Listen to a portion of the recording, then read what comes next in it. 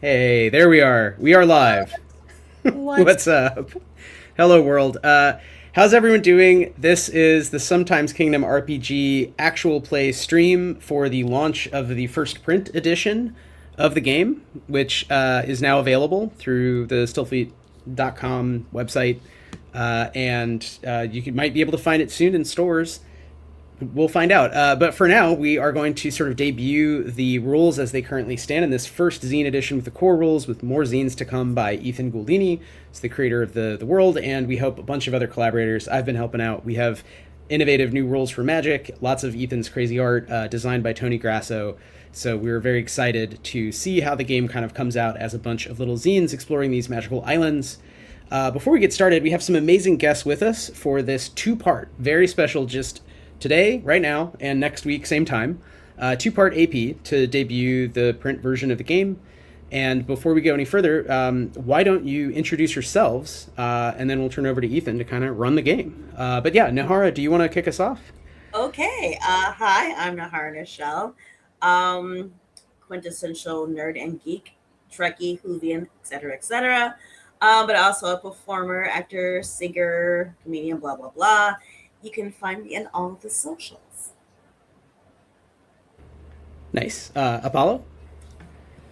Hello, my name is Apollo. I am a voice actor, TTRPG, performer, pro GM. I'm a guy on the internet, and I'm thrilled to be here. This is going to be great. Hell yeah. I made a little guy. Wythe, why don't you introduce yourself? Oh, well, thanks, Ethan. Hey, I'm Wythe Marschall. I started the Stillfleet studio and made the Grid system. I'm a long time GM, just running games all the time. And finally, friends convinced me to publish my own writing. And so we've been doing that and working with a bunch of cool people and want to continue that party. So please check out our books, including Ethan's new game, The Sometimes Kingdom, finally available in print. Ethan, who are you? Hi, yes. Hi, my name is Ethan Gould. I often go by Ethan Gouldini, wherever fine internets are sold. You can find me on all socials as Spectral House with a little @ symbol in front of it. I'm an artist living here in New York, and SK Sometimes Kingdom has been a very long going project for me. I'm very excited to get it to print. Yeah, I think that's all we got so far. Cool. Well, in that case, why don't, Ethan, you kick it off with sort of where we are in the world of the game? We only really know what you gave us for our sort of marketing tweet length copy. So all we know is we're doing a high fantasy, Portal Fantasy, Fast Furious meets Baba Yaga. So whatever it's that very means. Standard. It's a standard trope. I think everybody understands Baba Yaga, Too Fast, Too Furious. Yeah, I guess if everybody's ready, let's kick it off. So this is the game, the Sometimes Kingdom RPG. It takes place in the Ryan Weatherly realm of Seasons Keep. It also takes place, I should say, time period-wise, in that mysterious and unknown continent of the late 20th century.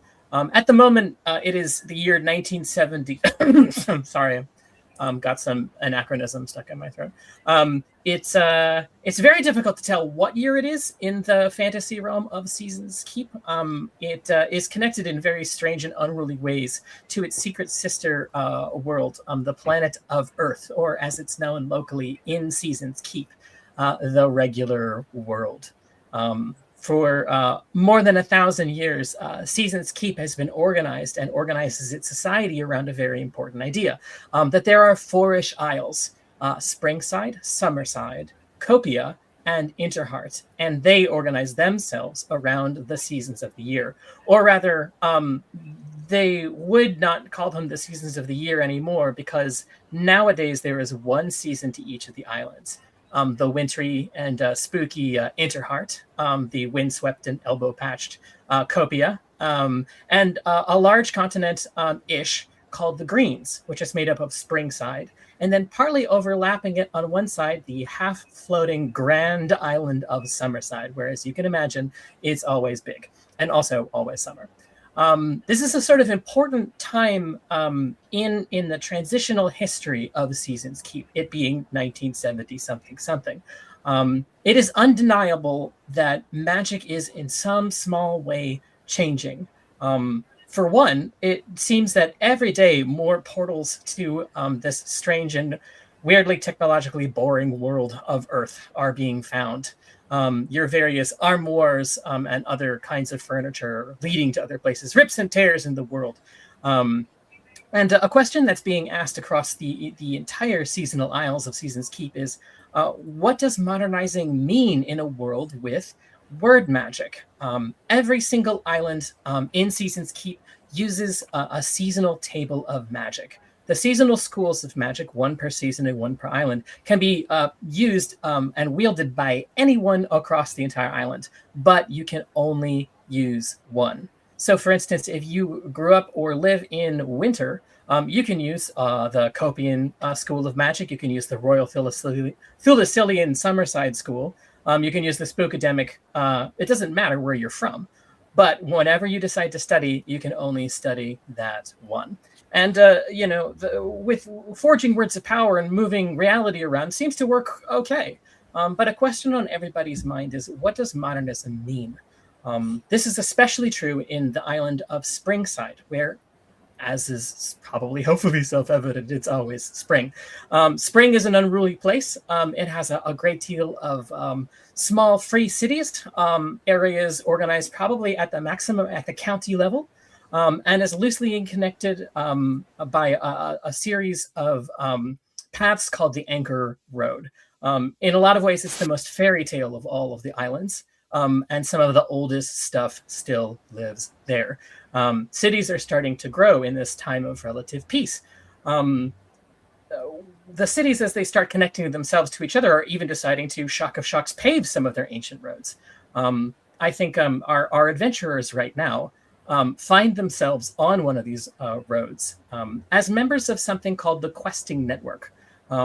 For impending apocalypse, there's a small handful of super powerful mages called the Defenders of the Realm. For literally every single other disaster, danger, or calamity in the land, there's the Questing Network, an overburdened nonprofit pairing would-be adventurers with necessary quests for, in quotes, the common good. They pay out a very small amount of money in a script called The Silver. And it has essentially turned the noble profession of adventuring into something like freelance work. One group of these freelancers who find themselves on a job right now are sitting in a long black automobile screaming through the midnight forests of Boss of Springside at around 90 miles an hour, or about 45 hogs fathoms. A woman in a long black dress with long black hair sits at the steering wheel of this long black car, driving through this inky dark forest, and turns shouting at the rest of her companions, "They're not supposed to have two legs. That was kind of the problem, you know? All right, hold on, we're going to take a sharp turn," and then swerves to the left violently. Which one of you is sitting in the front seat? I'm a mage. I can't be sitting out there. You'll get It's not me. sick. Not you. I'm looking at the back with my fingers out like I'm going to shoot things, but I'm not actually holding my gun. I'm just kind of enjoying going 90 miles an hour. Mm-hmm. So what? So you're now looking out that window in the front seat. Could you describe yourself a little bit? Well, no, if I'm in the back and Val's in the back, that leaves Nihara. So Nihara. So why that don't you leaves me. I foolhardily sat myself in the front because I'm a skeleton. So I'm basically rattling around, and I'm hitting her. I'm hitting myself. It's very noisy. I didn't wear the right clothes today, so it just started off a really bad day. I guess I should tell you my name. That would My name is Chrysanthemum, but I go with the name Sant. My last name is a mystery to everybody because no one knows how to pronounce it, because as a skeleton, for some unknown reason, I have a lisp. My last name is spelled SCHMAMP, so you may either think it's Sam or Pam, but no one knows. So just call me Sant. Sant the skeleton. Yes. I'm also a healer. So, which is, by the way, fantastic. It should be mentioned that in this modern era of the 20th century, in this fantasy world of Seasons Keep, the former antagonists of yore, of what are called locally human folk, and also the antagonists of many other fantasy games, have reached parity with each other. This includes skeletons, giants, fae, many other tricksy creatures, talking animals, and also demons, if you can believe it. So a skeleton is not an unbelievable sight sitting in the front passageway of a seat of a long black car driving around. So you're sort of rattling around, enjoying the sights. So your limbs are knocking around like crazy, as the driver is doing her damned best to sort of like, block and parry them with her long black riding gloves on, as she sort of keeps her eye on the dark road. She says, okay, we're approaching it. Look out, everybody. And through the high beams of her car, suddenly come into view a massive and grotesque apparition running on two legs down this road with thundering clods of earth being kicked up by massive claws behind it. Those clods of dirt hit the car. And we're about to take a little pause and go backwards. Not half an hour before, in the region where you are currently driving away from, is one of those growing cities I had mentioned earlier on, slowly modernizing, the city of Brocadia, in North Spring. Can we see it on the thingy, by the way? Yeah, there we go. Welcome to the city of Brocadia. A half an hour before, a few adventurers find yourselves bleeding, covering each other in Animais style bandages, which somehow fix all maladies, as the group of healers move through the brush at the site of a really one-sided battle, just an absolute total party knockout by all but three people, you three adventurers here. Two of you sort of stand awkwardly next to the skeleton who is keeping guard, presumably also working to heal some people. Why don't the other two players sort of awkwardly introduce one another in this time of what seems to be absolute failure at the adventuring game? Well, why don't we, if you don't mind, why don't we introduce ourselves, just because I don't know that we know enough about each other's characters. Absolutely. But I'm down to like make up stuff about other people's characters. But I want to hear the basics of Apollo's character first before I add on, if that's cool. First and foremost. Hell yeah. Hell yeah. Go for it. Oh, Lord. Probably just sort of lamenting another failure you see. Frantically writing into a journal, you see a demon. So you could look like fairly humanoid, but then you sort of realize little bits and pieces are a little bit off. Like the eyes are like that of a cat. There are two like small stubby horns that are coming up from the forehead, and he's a little bit hunched because you can tell that his spine, like the ridges of his spine, are a little bit spiked. He has recently glimpsed at the regular world, and he has been thoroughly fascinated. He saw all these academics in their jackets, and he said, well, I simply must. And he has been trying for the last while. All the meager earnings from his freelance work have gone towards like a little academics jacket, and he has like a really big book, and he has patches all over. He has too many patches. He doesn't know that they just are supposed to go on the elbows. He just kind of has patches for days. He's mostly patches, and this just kind of like try hard, like this like gauche academic demon is just sort of pacing the floor, writing notes in his book, just very anxiously going about. Makes eye contact with you. Have I been just pacing the floor and staring at you? I'm so sorry.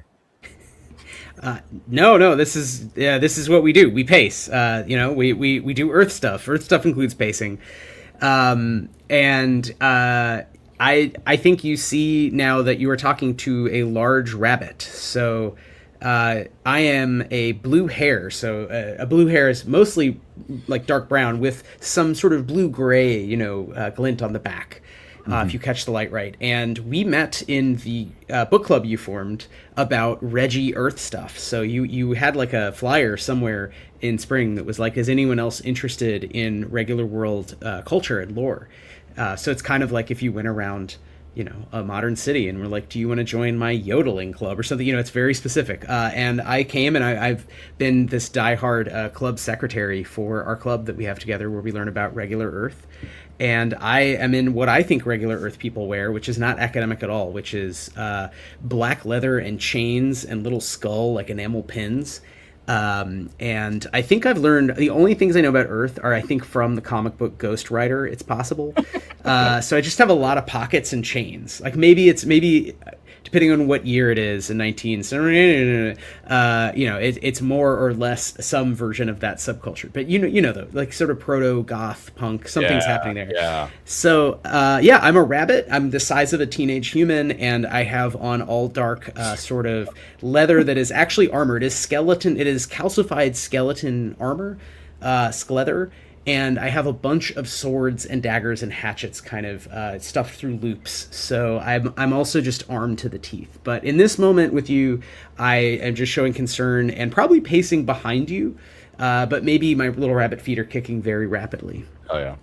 I turn to you and I say, by the way, I had these made. And I just pull out a little business card that I had made. And I said, all right, well, this is mine. You see, there's my name, Karai Scratch, Reggie Academic Adjunct, and I just kind of show that to you. Now, I can have stuff like that done for you. I don't know if you want a business card. Maybe we could get a chain engraved. What would you want in that? And I'm just taking notes.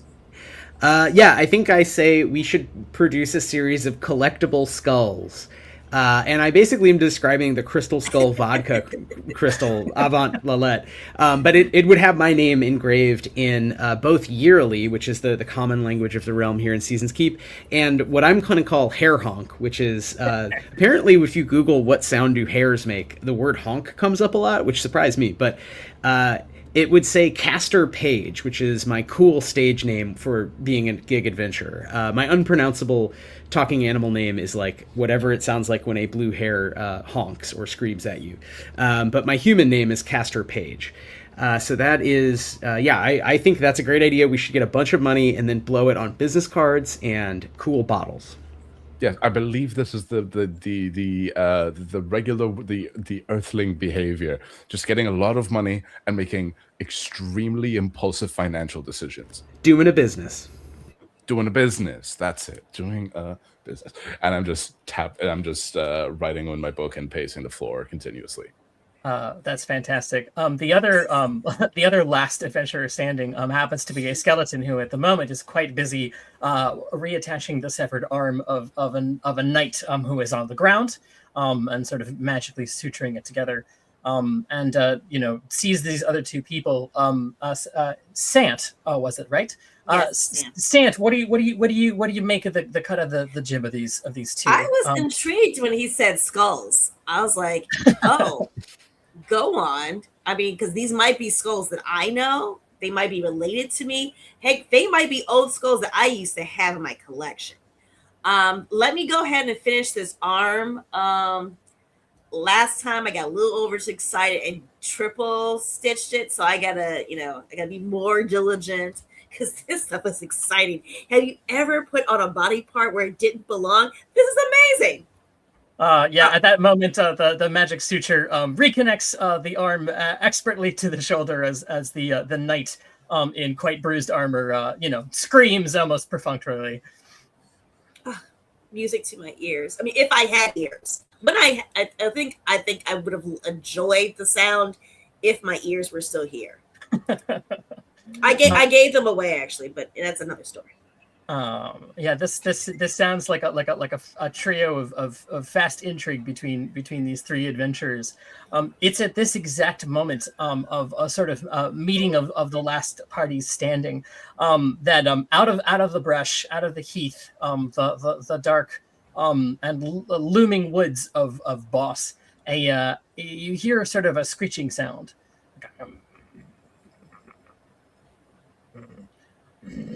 I'm just gonna point to Santh, just to be like, you hear it? What? Maybe my neck is a little. Is that me? It's not you. It's not you. Oh, okay.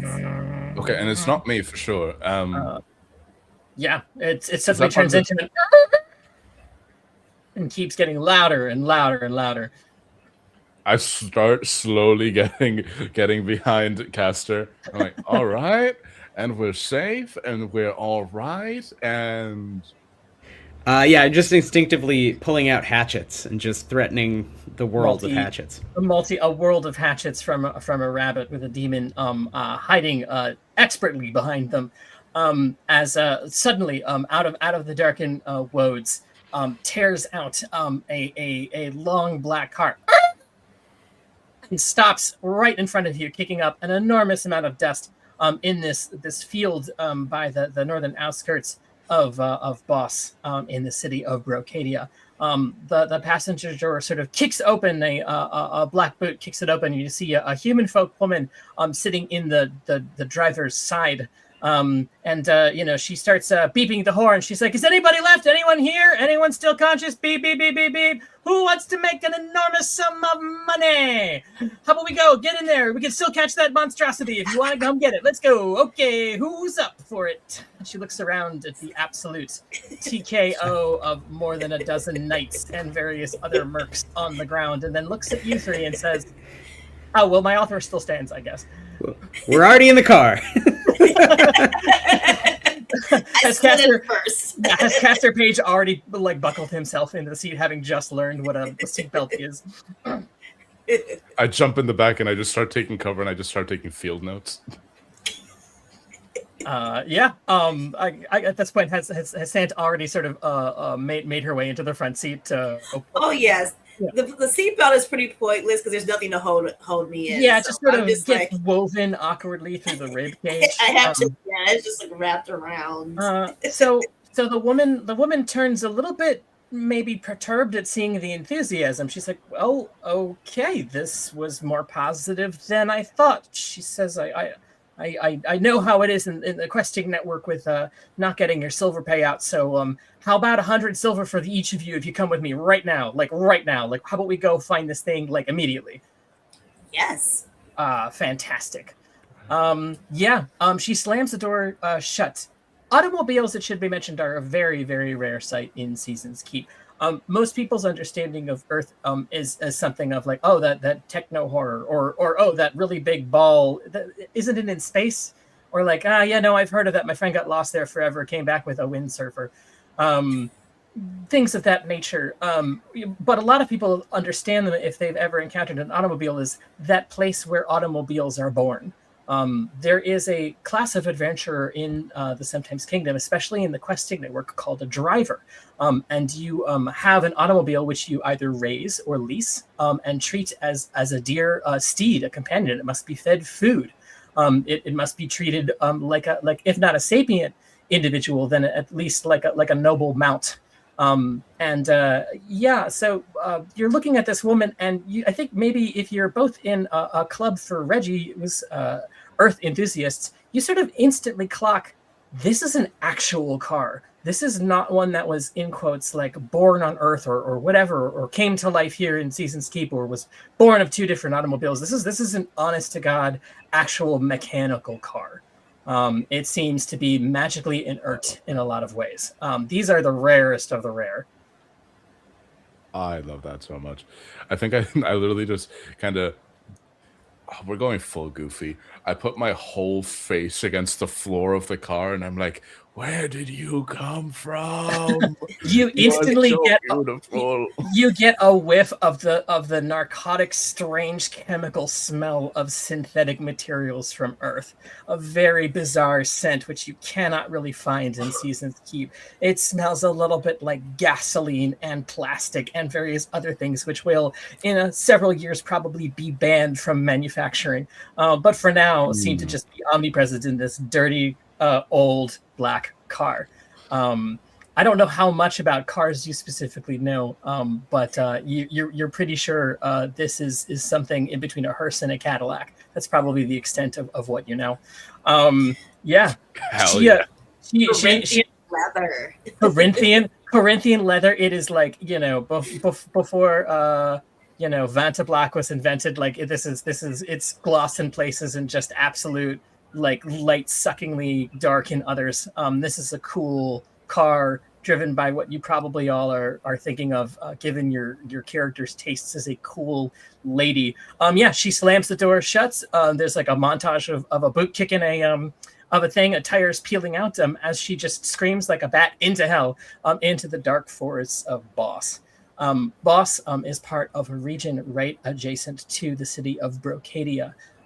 It is a large forested area known as Brucey, and deep within its strange confines is the court of the Fae, where the fairies still live. Or I guess, well, the fairies' governing body still live. Fae at this point, like most species in Seasons Keep, live all over the place. But that mysterious little enclave is deep within this forest. You pass through the early parts of it, the areas where sawmills and lumber and the stewards of the forest collect fruit from the commons, the publicly held orchards for free for members of the city, and you go ever deeper into it as moss is hanging from branches and the light from the sun gets dimmer and dimmer and darker, and soon you're in Boss proper, near the incredibly dangerous area known as Ceylon's Line, beyond which is a sure and swift death in an absolute black, lightless forest.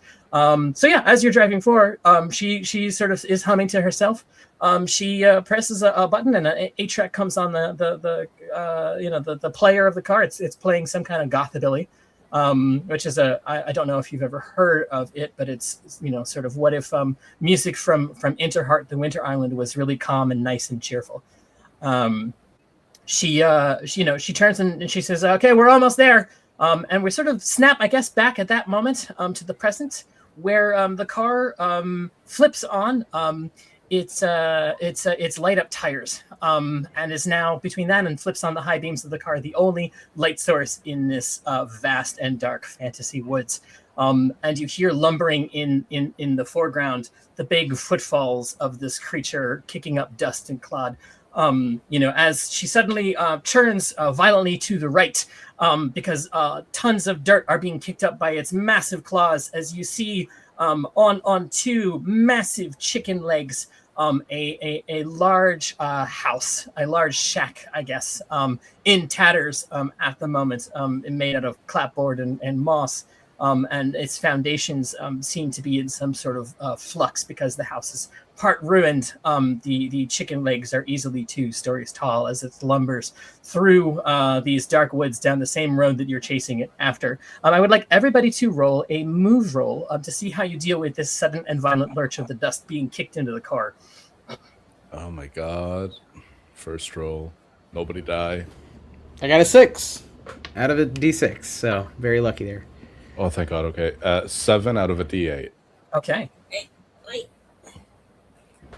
I have it. Oh, I also got a 6. Yay! Nice. Wow. All right. So, yeah, these rickety old seatbelts seem to be clattering apart. They are stitched together, much like your jacket. Oh, I'm sorry. What is your demon's name again? Karai. Karai. Fantastic. Much like Karai's bespoke academic leather, or I guess academic jacket, it seems to be more patches than seatbelts, and they're starting to rip apart. But all of you are seasoned adventurers. Perhaps you've been in an automobile yourself at some point. Certainly a carriage or on a horse, so you at least seem to know how to comport yourself. So even as your seatbelts are kind of flying apart, you all manage to roll with the punches.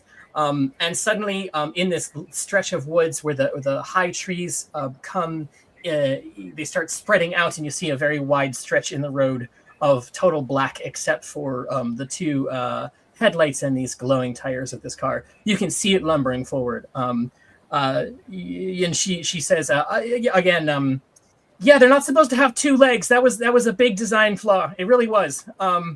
it just makes it erratic. It makes it much too fast. I know that was the original idea, but anyway, listen. And she turns and looks very serious while maintaining a very cool one-handed drive on the car. She says, if you can get into that thing and shut it down from the inside, I think that would be really great. Why don't you do that? And then I'll pay you all lots of money. Yeah, that's great. Good. Why don't you go do that? Sure. Yep. If there's Corinthian leather, it's the real thing. It's real good. A little bit has broken off because of all the commotion. I have like little jars. I have like almost like a bandolier of jars of just little curios. I'm just gonna pick up a little bit of leather and just put it in the jar. I'm like, that's for me for later. All right. And hell yeah. Okay. Oh yeah. Okay. So how far away are we from the structure itself? How far? Yeah. How much ground do we have to cover? Okay, you are getting closer and closer. She is giving herself a lead foot and pushing very fast. The car is now screaming ahead towards it. I would say within the next 15 to 20 seconds, you're going to be practically right on top of it. Right now, you're about 40 feet away. Within a few seconds, you're going to be well within, spitting distance of its large chicken legs. I should mention also, it looks as if pieces of it seem to be lifting off of trees. It's in a real ramshackle bad state, but in classic sort of magical fashion. Pieces of the underbrush and boards and various other bits and bobs seem to be coming out of the woods and forming around it. It seems to be in some way perhaps repairing itself or something. As it's doing that, it's slowing down a little bit, but at the same time, it is also growing in size. Within about 15 seconds, you're going to be within spitting distance of those legs. And for now, you're 40 feet away. Cool. Okay. So it's going to be a matter of trying to jump on the leg or something like that. I think I'm going to look around and say, all right, it's slowing down, and there are parts of the forest that are trying to go to rebuild it. I say we jump on one of those and let it those pieces want to go to the building. Let's just do that. Just let it happen. That sounds great. I'm following you. Works for me. Works for me. The woman says, wow, you're all really game for this. Okay. All right, hold on. And gives a double-leaded foot. The car screams ahead. It is now turning, swerving to one side of its left lumbering big chicken leg. This seems to be the spot where tons of debris is coming out of the underbrush, and sort of lifting up into the air onto the I guess foundational structure that sits atop these two disembodied legs. Okay, I have a pitch for a spell. Oh, excellent! Pitch for a spell. First spell. Spell. As an adjunct, I started off with 5 known spell words. This is not going to be one of my forged spells. But one of the spell words that I took is secret. In my mind, I'm thinking this is some sort of like living sentient or semi-sentient organism. If it detects that we are trying to like enter the structure, it might not take the pieces that we latch onto. Could I use secret to sort of, once we get onto the pieces that are going to be going to the structure, hide us away, be like, hey, we're hitching a ride in secret?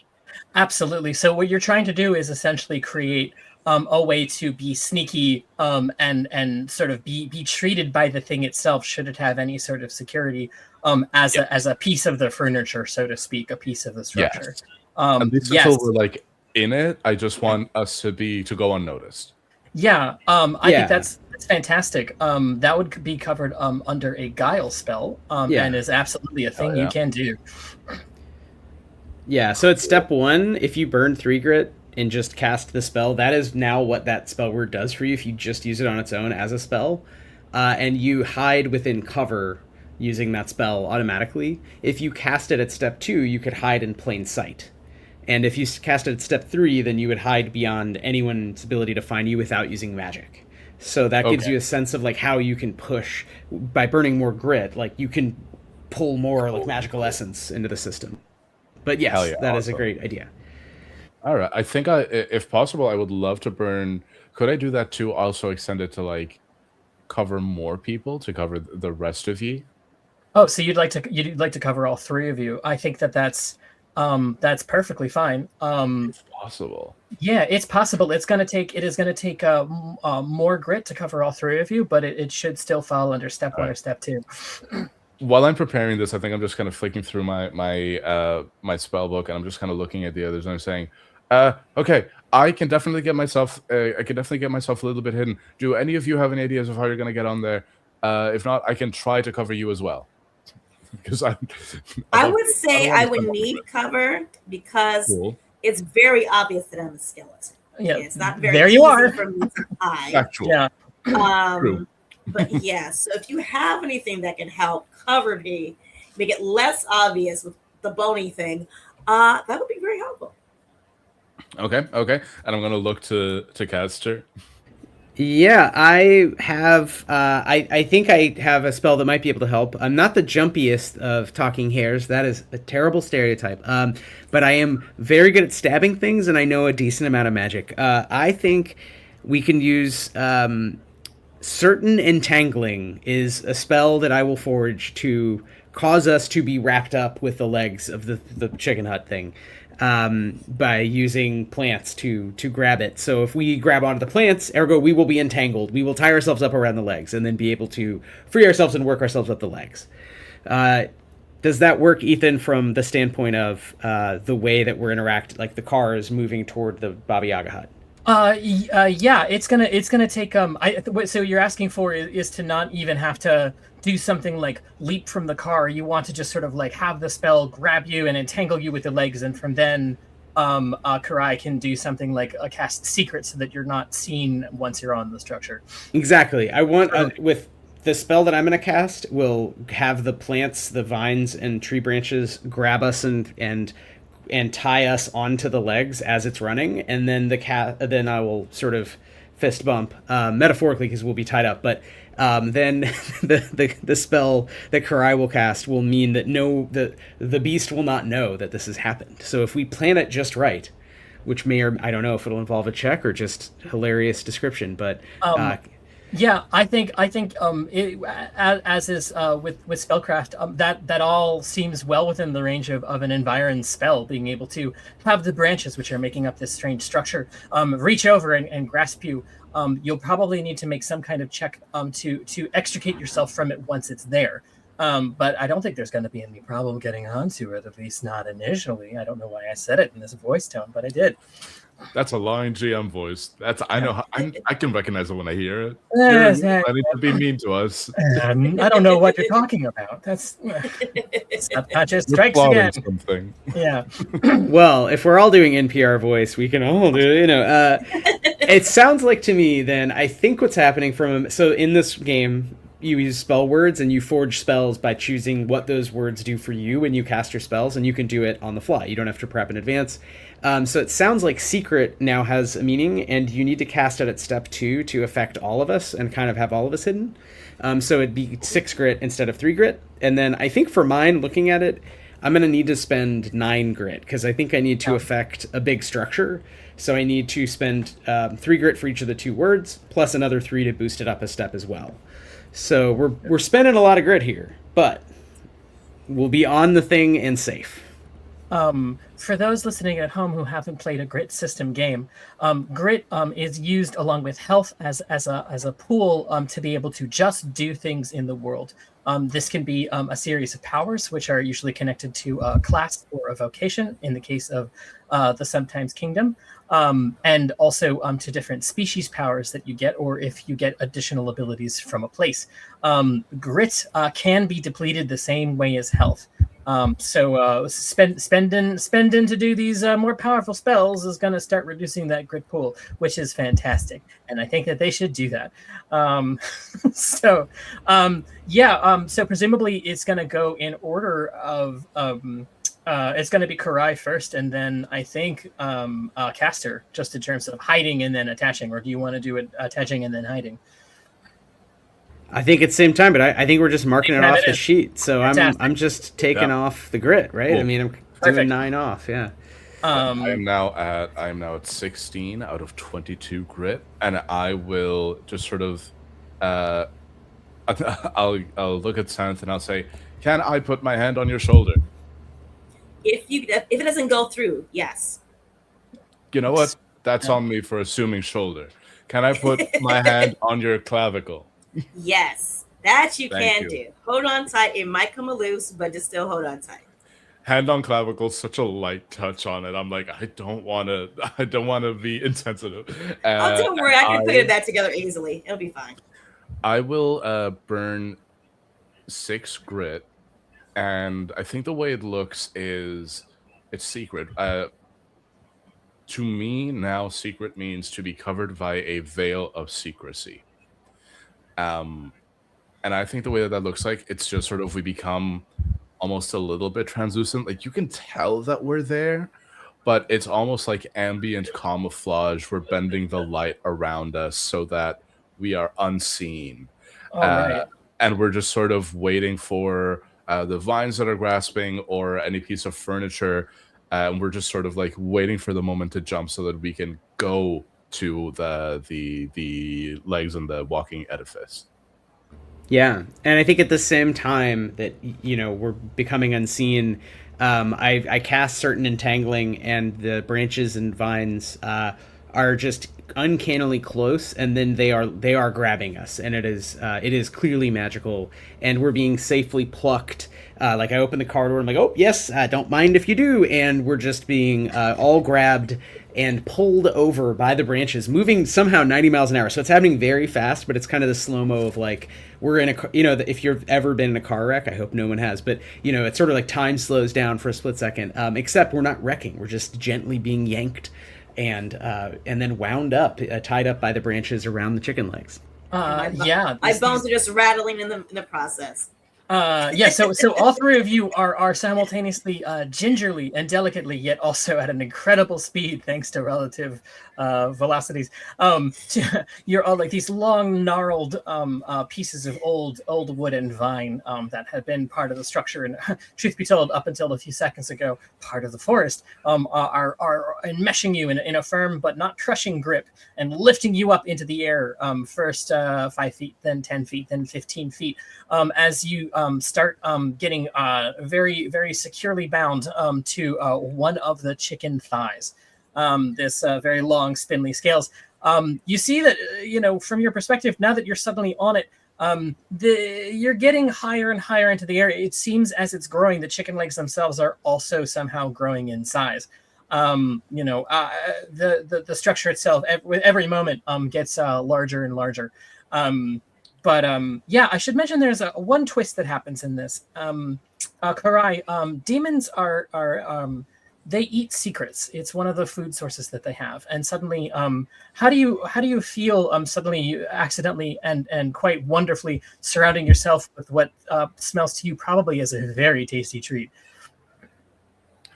I think as somebody that enjoys, as a person, fitness and is putting themselves through dieting, which I hate with a burning passion, it's like somebody just put like the greasiest bag of like salted garlic butter chips in front of me, and I'm not allowed to eat them, and I'm just there just sort of holding Sam's shoulder, clavicle being wrapped around Castor's vines, and I'm just there kind of just no, please, no. We'll get back to that one in a moment. So you are all now up in the air, easily 20 feet in the air, easily, and moving at a real breakneck speed. You are firmly attached to it. Are you going to now attempt to extricate yourself from it, Castor or anyone else?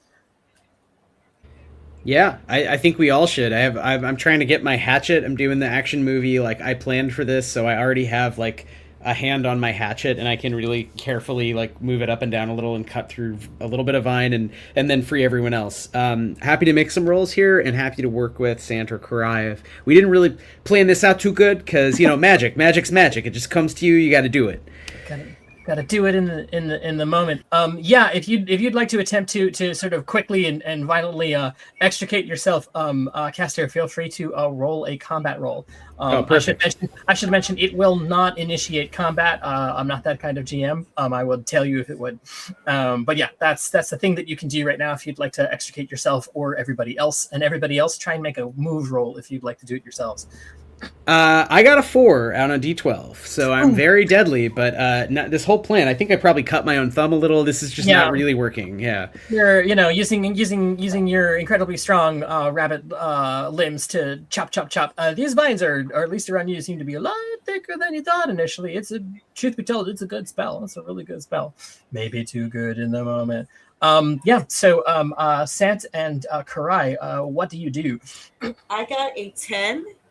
And considering, yes, and so luckily, since I'm mostly bones, these things I can just like untangle myself and just shake them off, and it'll fall in between. Granted, some might get caught in the ribs, but I can just pull those off, and I can help.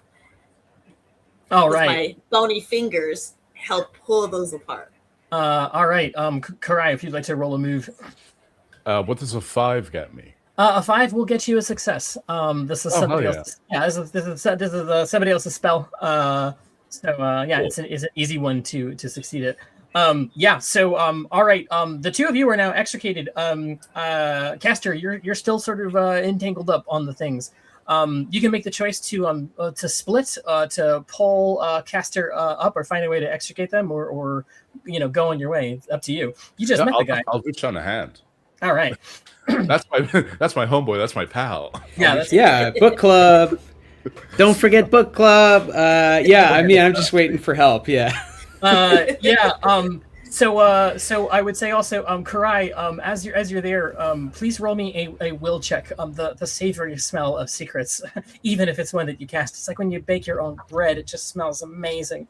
Please roll me a will. I'm reaching out and I'm putting all my effort into trying to pull up my book club bestie, and I roll a 3 on my will check as I get just the whiff of a really tasty secret. Yeah, a veil of secrecy. So I think at the same time as you are able to finally slip and extricate Caster from the weeds of this cool attachment environment spell, suddenly some gossamer fabric of the ward that you cast to make this glamour charm gets in front of you, and it's just too much. And the demon of you sort of reaches out and devours it. My veil of secrecy just kind of fully drops around us, and I've eaten a hole in my jacket, and I said, just not again. The patches. Yes, this is what happens when you make a spell out of edible material. I need another patch. I can't keep doing this. So you hear a sort of like a from something on the front of this thing, which you still aren't able to see. Like I don't know how to describe this other than a soon to be. It seems as it's sort of finishing itself or whatever it is. The structure. Have you ever seen a house turn around and look at you? Because that's what's happening right now. Yeah, it's really honestly what a sight to behold. An increasingly 2.5, almost 3-story house at this point turns to look at you, and you see on the front of its, I guess, a bartizan or a parapet, or just the top front, beautiful sort of clapboard roof with all of its little slate scales on top. Something vaguely approaching a beak, maybe just like a little balcony or a portico or something in front, sort of looks at you. It stumbles around and lurches. It turns its eyes back on the road and continues to run, but it has gotten a whiff of you. I think that your approach is going to be pretty dangerous from here on out. Can I? Is this structure one that can be reasoned with? That's an interesting question. I think you can use a power, a spell, or simply a reason check to determine that. I'll do a reason check just to get a vibe read on communication skills. That's a 3. That's a 3. That house has a beak. It seems to be a house that's running. That Ethan, house has a beak. Mm-mm. Yeah. Ethan, can you say, so we were on the legs Yeah. and when the house is kind of above us and it's like it's like trying to look kind of at its own lower back kind of a thing. Yeah. So we need to go up. We can climb up. You can climb up. So right now at this point, you're sort of like you're now freed on one of the legs of this chicken as it moves around. You can look directly up, and as you do, or if you do, you see the sort of foundation of this whole structure, its butt, so to speak, is a bunch of real thick pieces of hardwood, these long slabs that are all attached to each other. And the legs are just stuck right into the top to bottom of it, just right in there, just with no regard to logic. That bottom seems to be fully formed, and over the ridge of that is where the house proper starts. We need to climb the butt. You need to climb the butt. Climb the butt. I got the hatchets out. We're climbing the butt. This is a very serious game, guys. This is very serious. Very serious, as I said. If we go, no, I'm not saying. I'm kind of using my feet as what do the rock climbers do? The Crampons. Yeah. Yes, it's time to use my bony toes. Yeah. To climb myself up. So you're lifting yourself up onto the top sort of edge of it. Are you trying to get now over that lip onto the edge of the house itself? Yes. Yeah. Yes. So the skeleton used their feet as crampons and lurched their way up to the top of the bottom. Yeah, that makes sense. You sort of see around it. It's still sort of forming itself. There is it's pretty simple at the base. It's got 4 walls. There seems to be, it's almost like creating like a little faux, like a folly, like a little garden around itself with knotweeds and reeds and bits of the forever blooming flowers of spring. It's kind of charming in a really, really creepy way. It's creating what seems to be a porch, like a little veranda, like running around the entire bottom of it. It's still in the process of forming, but there is a place at least now to very carefully walk around. Oh yeah. Yeah, can we're I think we're all following, right? We're all trying to come up. Cool. Awesome. We're in the house. You are now inside the house, and not a moment too soon, because at that moment, it seems like a very sturdy door and arch forms right behind you, pulls the door closed, and you hear with a thud.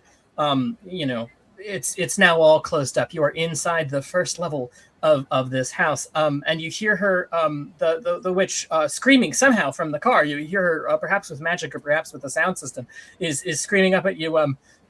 It's watch out! It's not just the Yagan now; it's the Baba Yagan. And then the door slams shut, and you cannot hear the outside anymore. A really astonishing thing, now that you're inside the house, is that while you were shaken and rattled so violently on its legs, being moved around at such a great velocity, inside the house, it feels perfectly still. Maybe there's like a small, like a humming or a rattling, but for the most part, it seems like you are now inside a domicile. If you didn't, weren't riding those legs yourself, not 30 seconds ago, it might be hard to believe that this house was moving. That's some pretty powerful architectural magic happening. Oh yeah, very cool.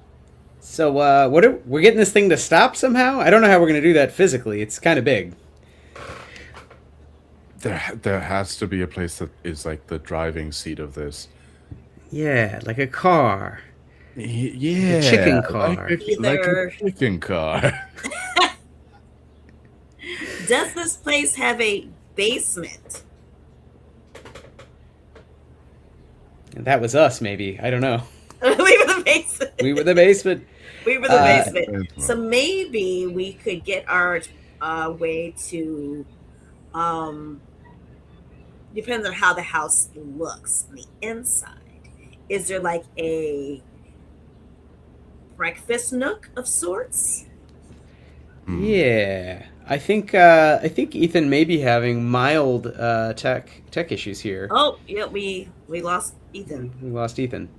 Are we? What if he's still moving and we're frozen?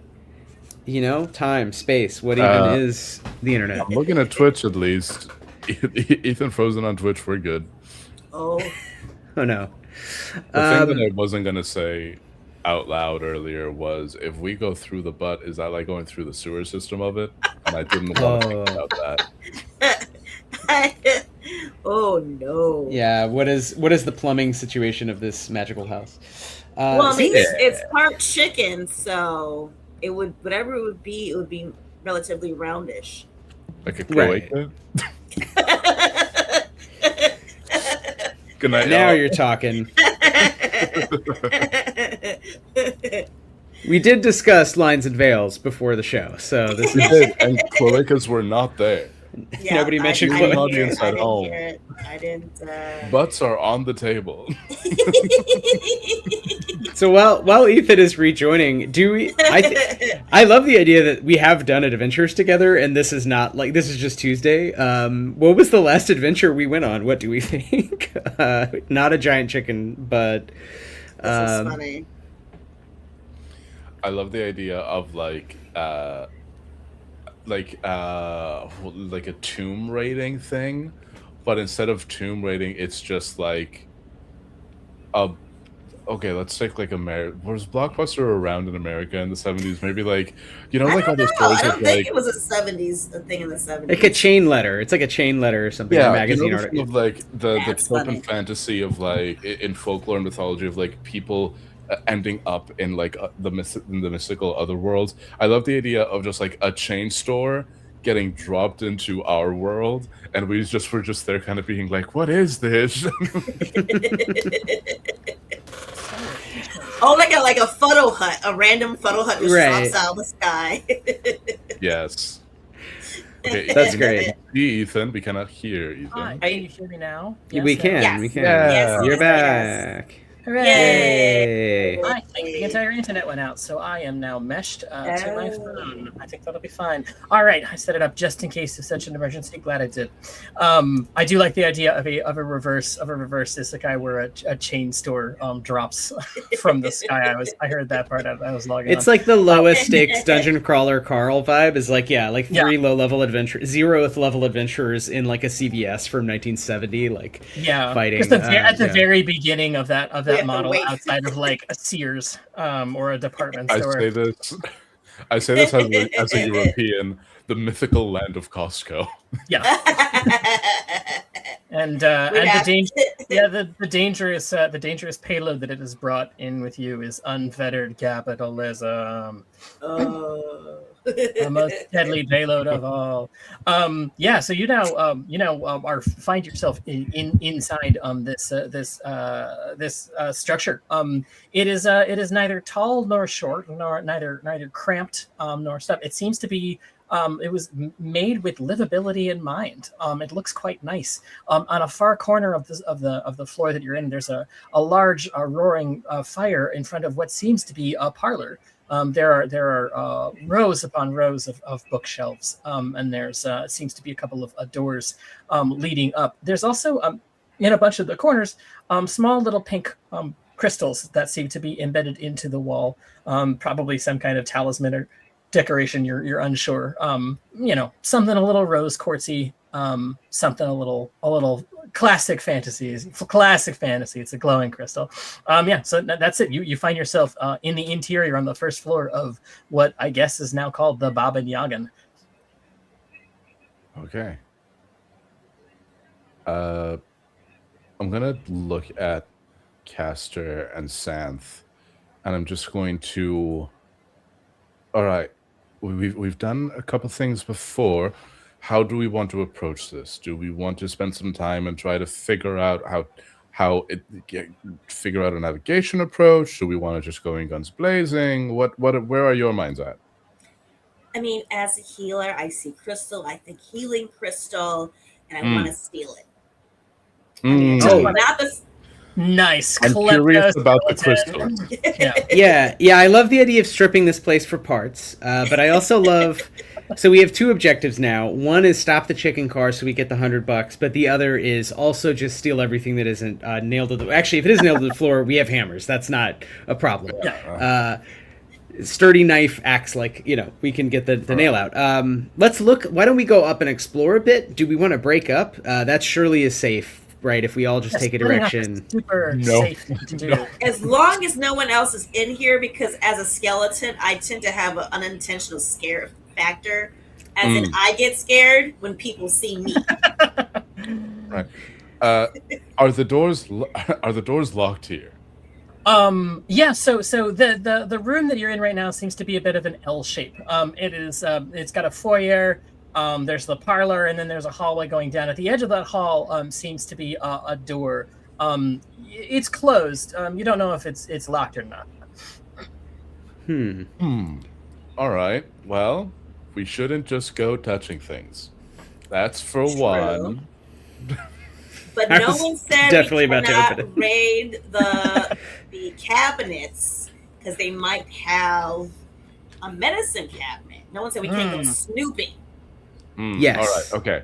I'm going to do a thing. I'm going to open up my my notebook and I'm going to draw like an infernal rune. I'm going to take out one of my candles and light it. And I'm going to use Scribe and Obscura, which is one of my class features as an adjunct and also as a books major. Once per session, you may consult one of your tomes and find useful information, plot-wise, a clue. Make your choice clear to the GM. This clue is specific. You don't necessarily understand the bigger picture, but you know what you need to do next. I just want to get like a sense with like divinatory magic of what will be the safest way to navigate this building. Fantastic. Yeah, that's a perfectly cromulent use of Scribe and Obscura. So you write your demonic rune and you light the candle, and suddenly you get a feeling like something very powerful from beyond is talking to you, as a little sort of like within your mind a portal opens up, and the current leader of the hierarch of demonhood, a gray cat named Belith, their head with their little cat pince nez, red spectacles sort of appears, and he says, "So you want to know the way through the house, do you? Ah, yes, I think that's something that we can arrange." Meow, meow, meow, meow, meow, meow, and sort of disappears in a poof of sulfur and smoke. Yeah, you're sort of in your mind are given a really powerful sort of image. You now are sort of seeing the house in full 3D. You've got the direct route all the way up to what is a control room, because the kindly ultra powerful demonic cat gave it to you as a professional courtesy. Hell yeah! All right, I think this whole thing, what it looks like is I have just been on my hands and knees. My head will kind of like knock back, and I've just been going meow, meow, meow, meow, meow, meow, meow, meow, meow, meow. I know the map of the house.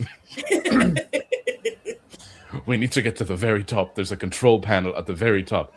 I don't know if any of the doors are locked, trapped, or if those diamonds and those crystals are good to take. I say take everything.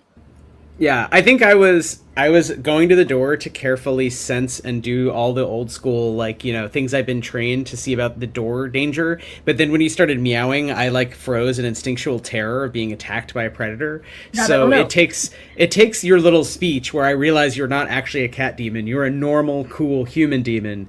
Who might give me like lettuce or whatever. So I go back to inspecting the door. I'm just going to roll will to perceive, Ethan, if that is cool Absolutely. With you. To see, does this door seem magical, dangerous, alive? I got a 3. Maybe it's just a door. I don't know. Sometimes a door is just a door. I think adventurers really just need to open doors more often. Not everything. I open the door. Oh. Yeah, so you open the door, and it's a door. Leading through to it. You see there's a narrow room, and it's got some really interesting stuff in it. It's got herbs. It's got compounds. It's got open books. It's sort of very standard potions and spellcraft with some really interesting twists on it, but that's beside the point. It smells like lavender and it smells like rosemary.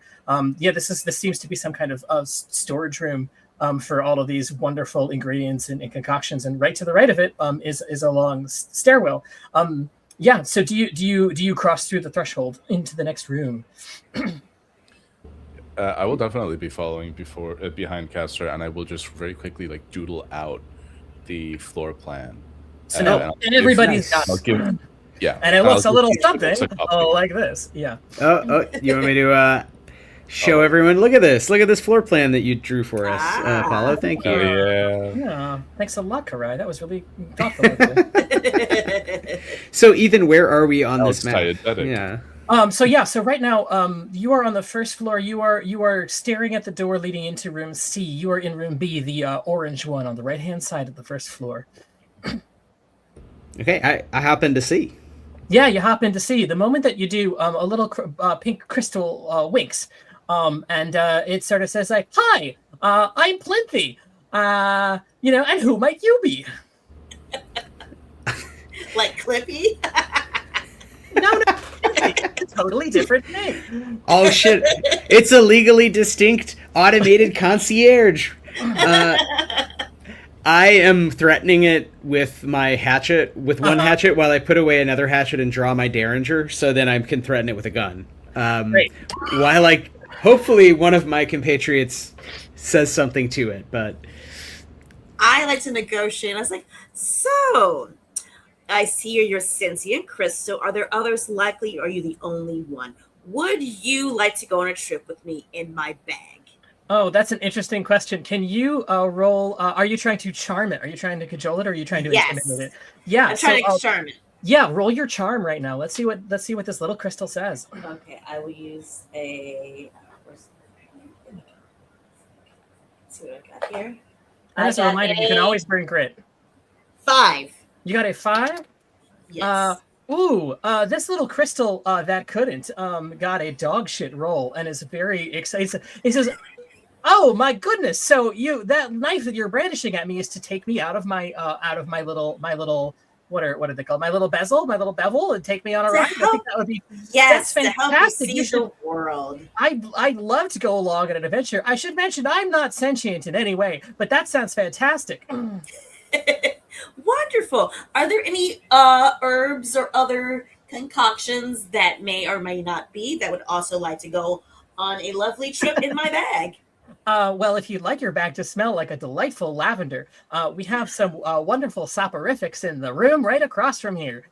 Ooh, joy. Hey guys, I'll be right back. So you're now in room C also. You're going to just sort of be casing the joint for things that you can take. Yes. Yeah. So introduces sort of a legal gray area. You're in the forest of Boss. You're outside of city limits. You are trying to stop a magical creature. To a certain extent, all of this stuff is pretty much free game. As they say in, I think it's Gravity Falls, when the cops turn around, everything is legal. So you've got a little crystal in your bag right now. As you're sort of casing that stuff, Karai, are you walking through with them? Are you still in room A or B? Where do you find yourself at this moment? I am probably trailing in the middle of the group. Okay. I'm probably right behind Caster, and I'm probably just sort of, yet again, I think I take meticulous field notes, but they are heavily biased. Yeah, I think I'm walking around and I'm like, okay, well, I'm making note of everything, but after every so often, there's just a little thing like, that plant face is kind of tacky. Didn't like it. Not for me. That's wallpaper does not match the couch, and I'm just being a little bit judgy. A little judgy, a little snippy, a little snoopy, and I would say also, I think from that perspective, it's kind of an interesting structure. The outside of it was a fearsome and the real top of the pops, digging into the idea of a walking house on chicken legs. The inside, it's a little bit cozy, a little twee, it's a bit of a melange. It's tastefulness and some of it's not very tasteful at all. Okay, I need for Karai's heart. I need to know. You're standard witch's cottage to house moving castle interior, just kind of maximalist filled with little curios. Where are we on that scale? Yeah, so I think that's the thing that's sort of offending you a little bit enough. It is not pressing the gas hard enough. You were expecting more curios, more trinkets. You were expecting you've heard stories of witches' huts deep within the woods of spring. Maybe you've read an architectural magazine. You were expecting more is more from this place, and it's not more is more. It's more, but it seems like it's quite livable. Somebody dare I say, somebody's personal taste. Yeah. I'm yeah. here. I'm like, of all people to not have a hoarding problem, I did not expect the Baba Yaga to not have a hoarding problem. Yeah. It seems a little suspicious, to be honest. It's unusual, or at least your understanding of this sort of thing. Which, granted, Karai is not from the island of Spring, right?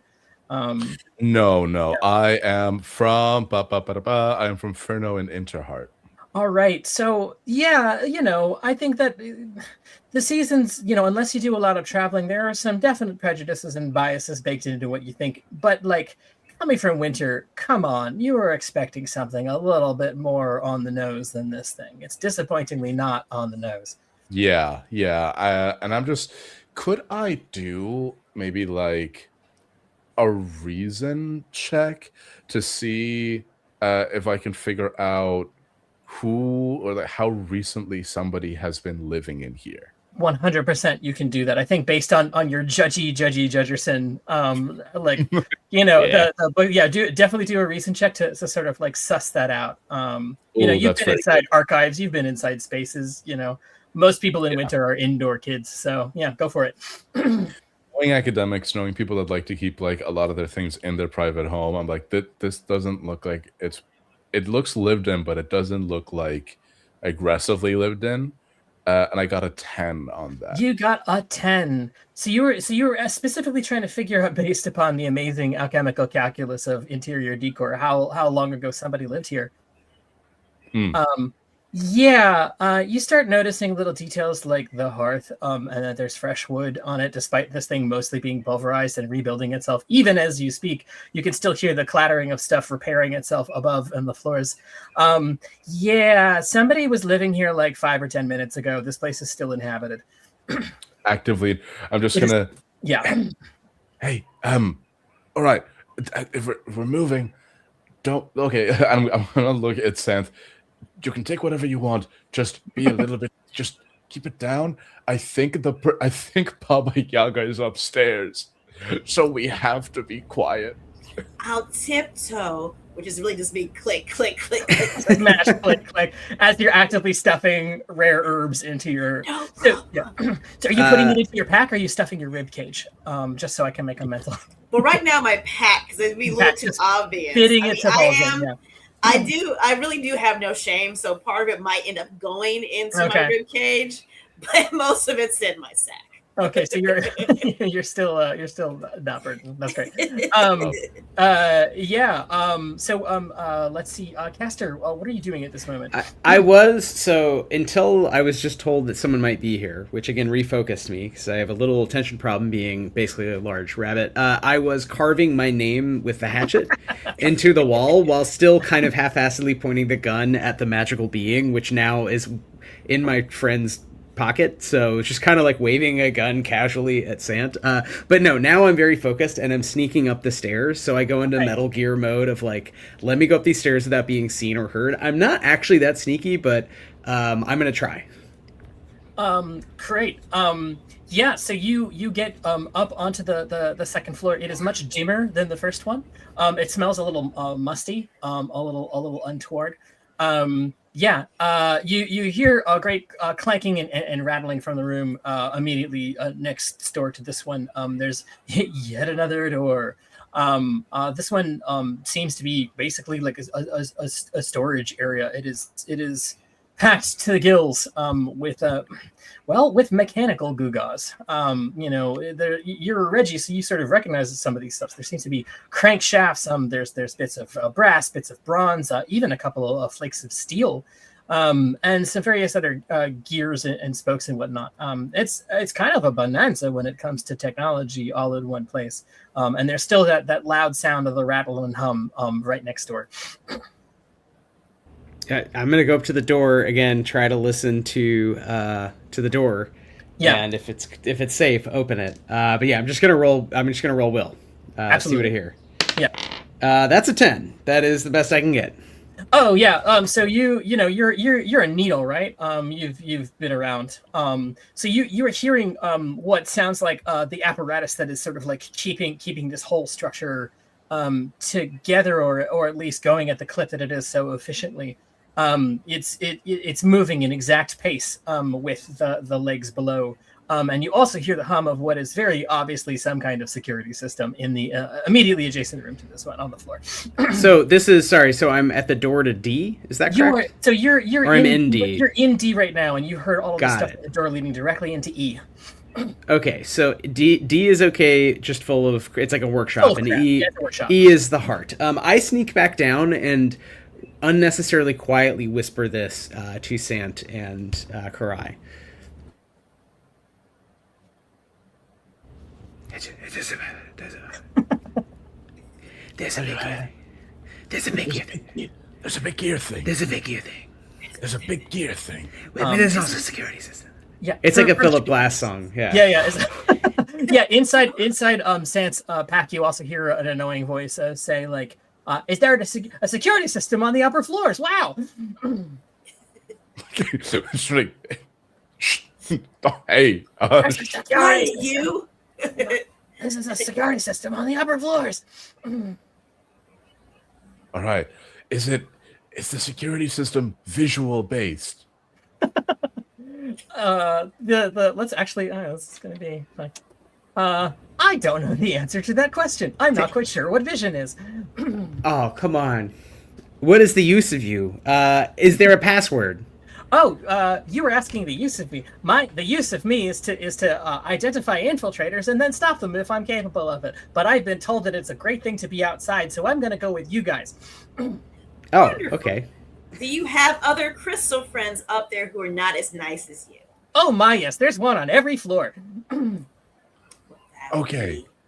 How could we be identifiable as not an intruder? Hi, I'm Plinky. God damn it. It only has set responses. As I mentioned prior, I'm not actually sentient. I'm just a series of script responses that was imported into this small crystal to be more helpful. Okay. Control Alt Reset. No. What is it? The unholy incantation version of that? No. Yeah, no, I don't think there's anything I can do here to figure this out. Yeah. I would love to know if the security system is visual based. It seems to have shaken the cobwebs out of it, and says, the security system, was kind of a real piece of work, if I'm being honest, is mostly touch-based and presence-based. If you'd like, there's also some ways around it, but I wouldn't take them. Like what? Like the outside of the hut. No. Oh, no. I was going to say, if it involved bodily harm, I could fix that, but Yeah. I don't want to lose any more parts. So did you said bodily harm? Suddenly, the little crystal in your pack blinks annoyingly again and says, "Bodily harm? Are you?" And it's searching for a very long time. Are you perhaps a healer? Bueller? Remember, I don't have ears. So say that to me one more time. It's like a canned like recording or something inside it. It says, "Are you a healer?" Yes, I am. Do you? Great. You may have safe passage up as quickly as possible. Please, we would like to get you to the 3rd floor as quickly as possible. Hey, I knew being a skeleton would work out in my favor. What is a skeleton? Are you in need also of an academic? No, we're nurses, right? We're nurses. We work with the yay. doctor here, right? We're all nurses. Yes, We yes. all work at a doctor's. Yes. Yeah, so try and roll to convince it of that fact. Just a one collective roll for all of you. This is I'm 3rd best nurse. Karai's 2nd best nurse. Yeah. I got a 5 again. All right. If we're assisting. Do we give +1s because we're helping out? Yeah, here? you can absolutely give a plus. Okay, one. that gets to 6. Then. All right. Yeah, the crystal seems to be very skeptical of this, but says, "All right. After you get past the next room, it's everybody's game. So I can get you through the next room. That's about all I can do." Sure. Great. It flings the door open. You hear like a weird magical sort of clickety click clack clack clack sound from inside the door. It flings open, and an absolutely deafening sound comes from this room. It seems to have been acoustically magically sealed. It is the deafening roar of some sort of immense magical piece of technics. There are pistons and camshafts. There are gears. It is much larger in this room than it is in the rest of it in sort of classical fantasy fashion. This room is bigger on the inside, and it is hot, and it is deafeningly loud. Okay, I've disabled the security for this room, or at least controlled it for a little bit. I promise in a game later we'll see if it lessens. Okay, good luck. All right. I'll let you guys go first because you have the buttons.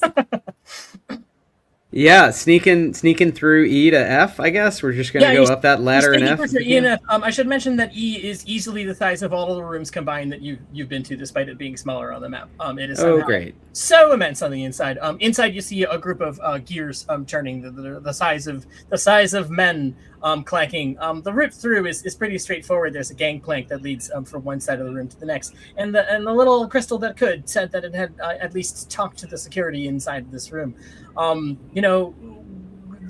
The inside of it is pretty impressive. This is a really magisterial work of magic, despite the heat and despite the loud noise, which every once in a while it gets so loud that unless you cover your ears, you are going to be bodily injured.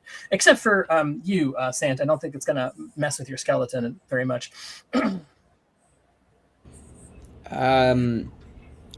Yeah, I think it just covered. Yeah, I just like put. I am not threatening anything. I'm just walking very quickly with my hands over my long ears because I imagine they're kind of sensitive, and just trying to get to the end. But if it gets any louder, I will forge a spell because I do happen to have a randomly rolled spell word treble, which I have no real plans for. So we'll see.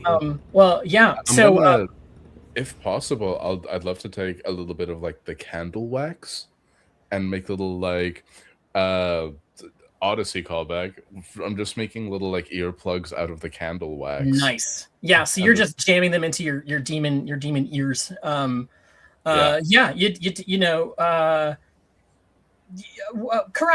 being both a Reggie fan and an adjunct, maybe not totally adept at Technics magic itself. How do you feel being in this immense sort of room that is wholly out of character of the rest of the surroundings and most of what you've seen?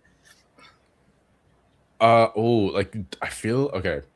Karai's moving through the room. They feel very deeply out of their depth, but in the way of like,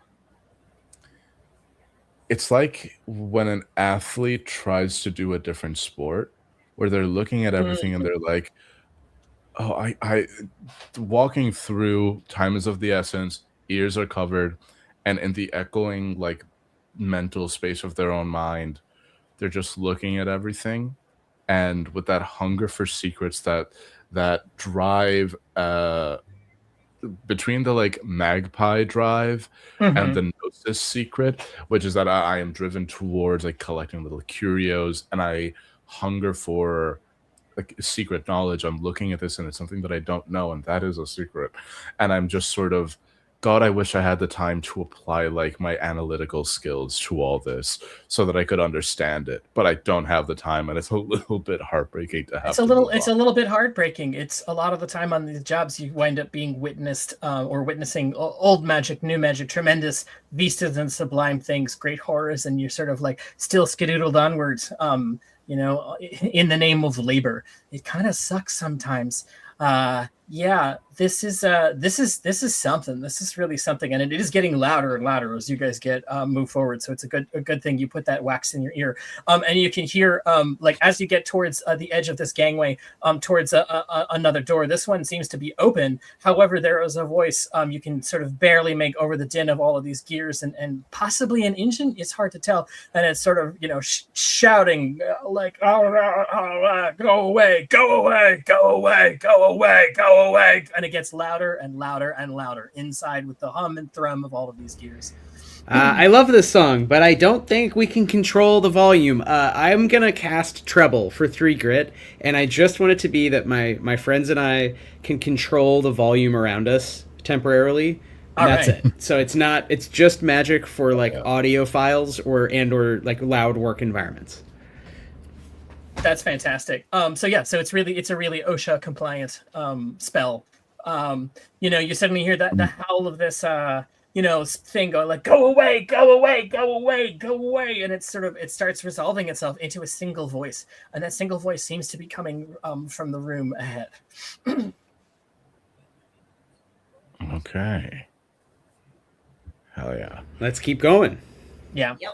Yeah. All right, great. You make your way then, I guess, into room F. At the edge of it is a long fuchsia-colored ladder that seems to go up and up and up into the distance. The ceiling in this area seems to be weirdly higher than the rest, and the ladder leads off into the dark. I should mention also, the second that you enter this room is very unsubtle. A bunch of spinning knives just sort of launch themselves out of the door directly at you.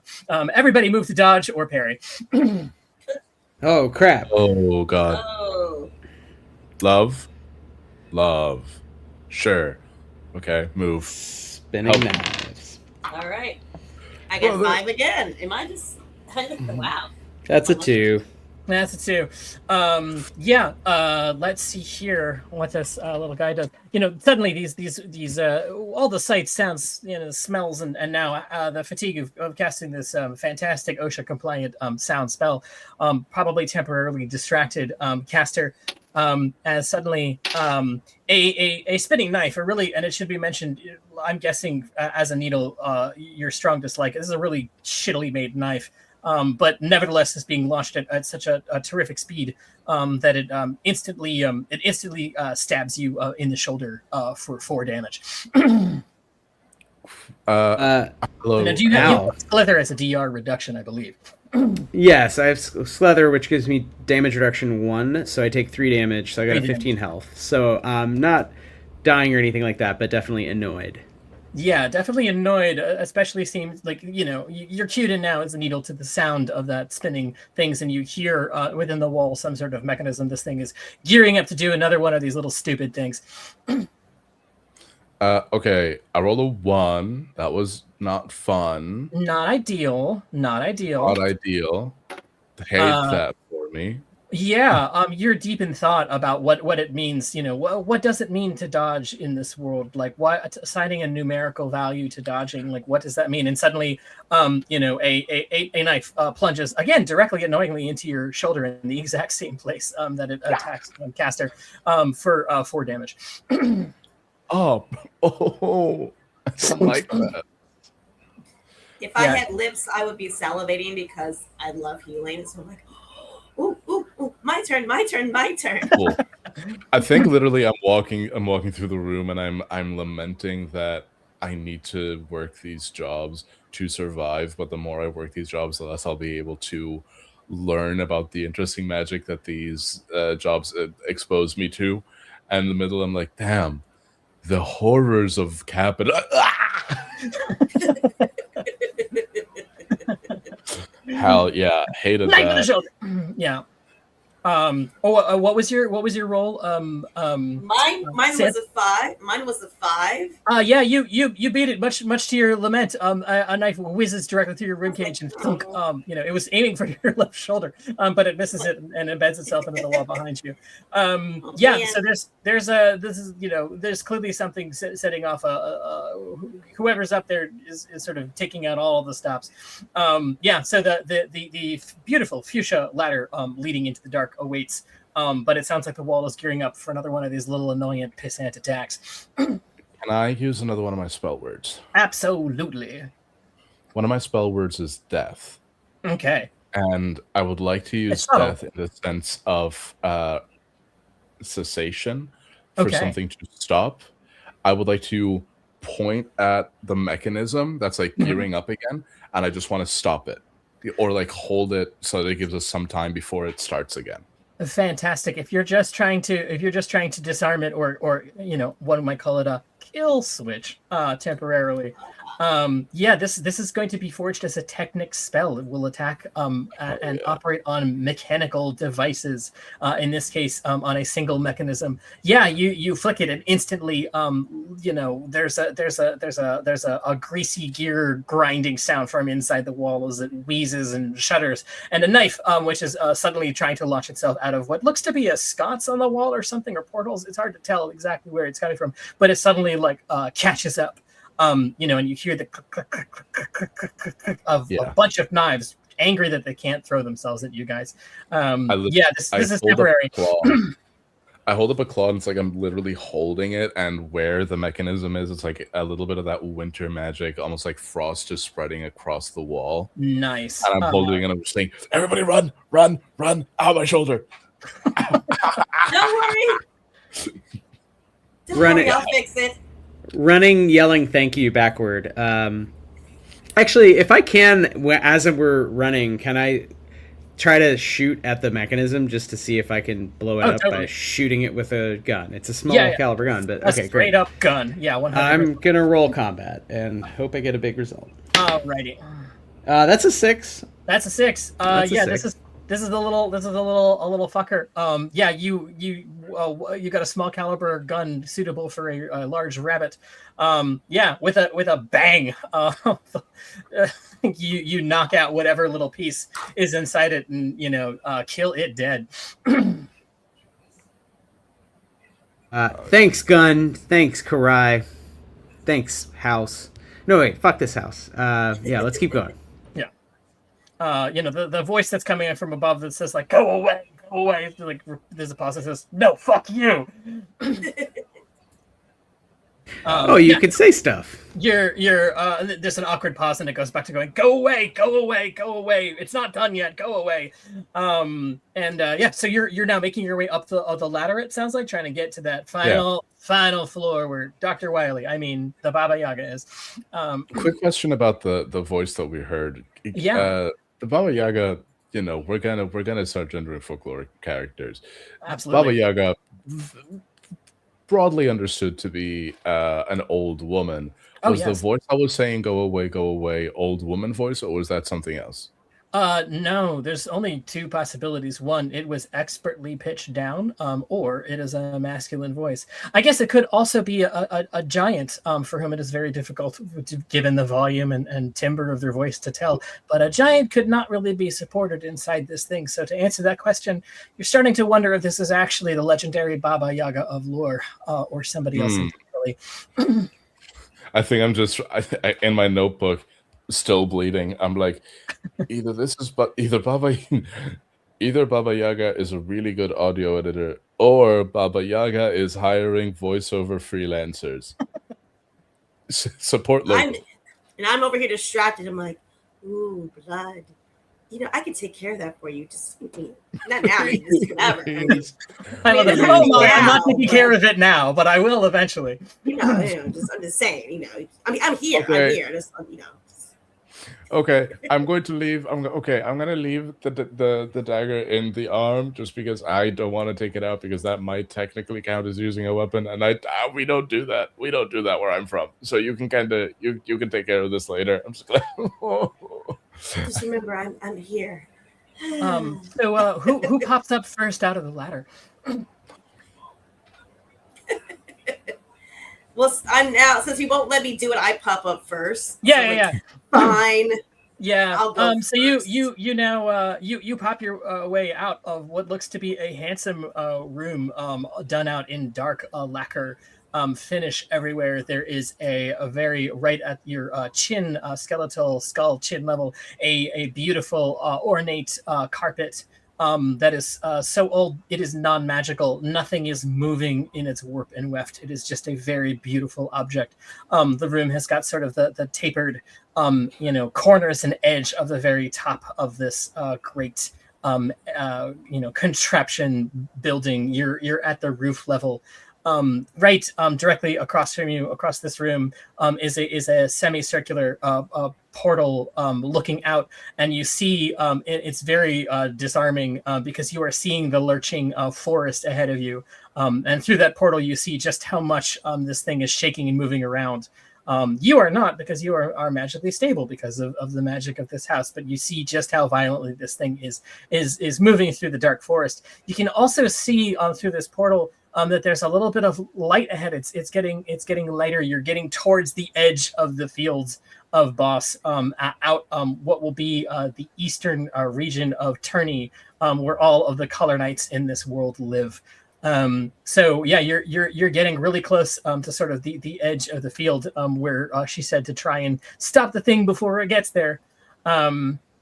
There is bookshelf after bookshelf after bookshelf of the most tremendous amount of tomes. They all look really pretty. And right in front of that big semicircular portal is a contrabulous fabtraction of various dials and gears and gewgaws and pulleys and levers and other things. And there seems to be, in a great fuchsia cloak, a figure hunched over it, who is shouting into a little, what looks to be a brass pine cone, shouting, "Go away, go away, go away, just go away, it's not finished yet."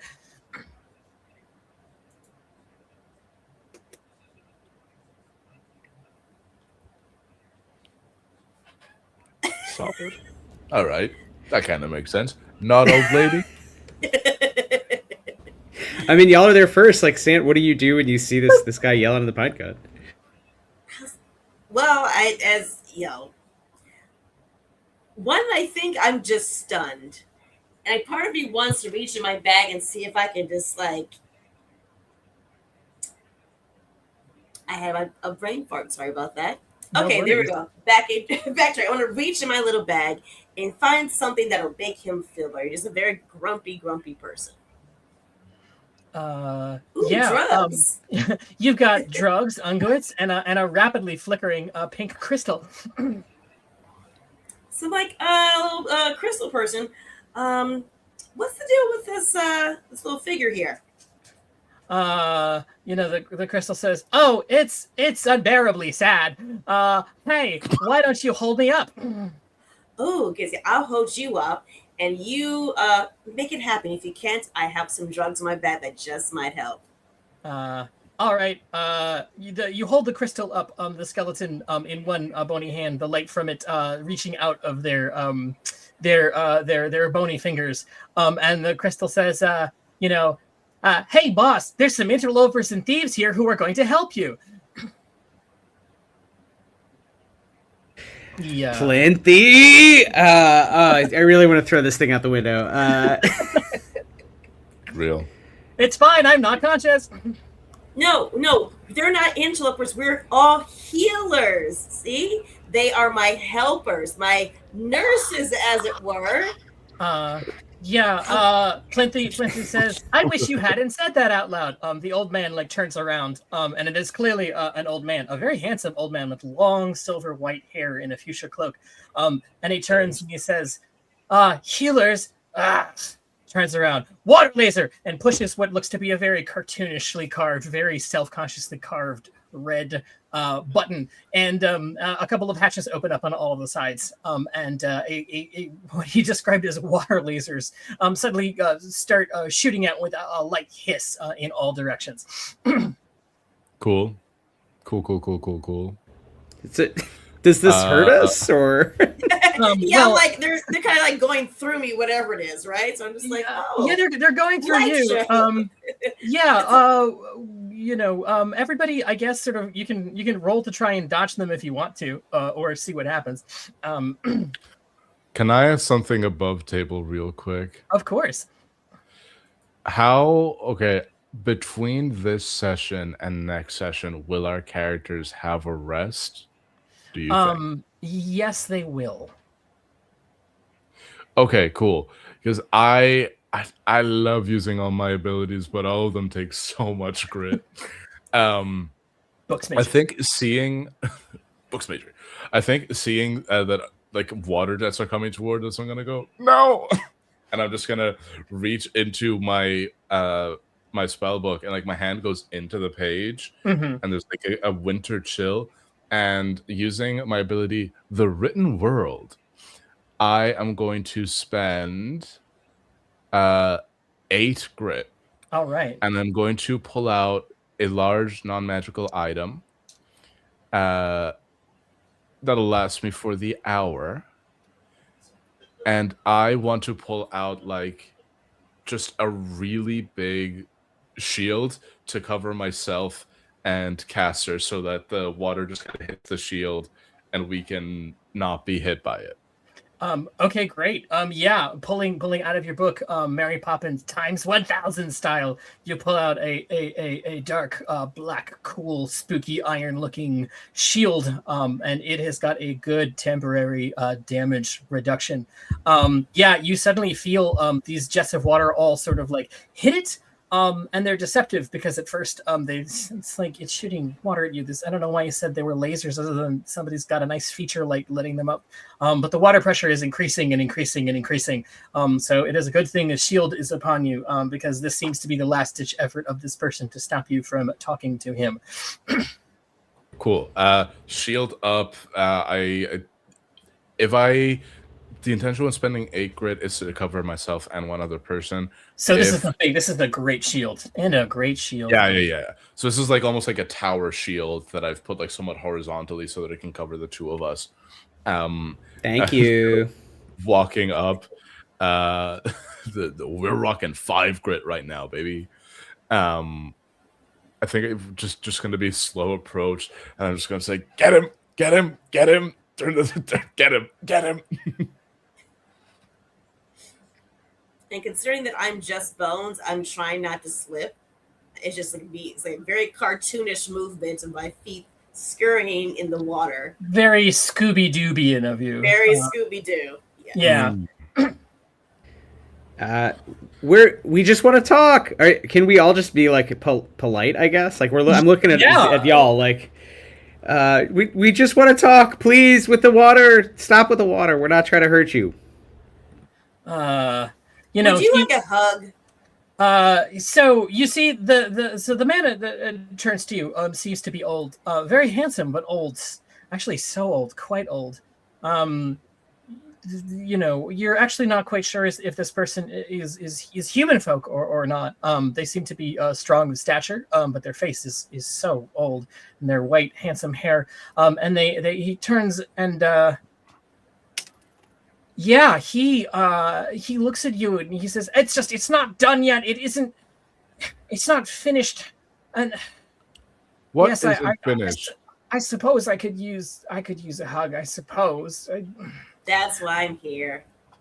He turns to Karai and says, "Well, of course, the great work. It's not finished yet. This was sort of, he says it's just not finished. You said that you're a adjunct books major from Winter. That's right, Karai?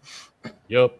Yeah, you don't need a reason check to maybe know who this person is. Maybe you don't know too many details about them, but not many people are rocking a fuchsia coat with this particular sort of thing.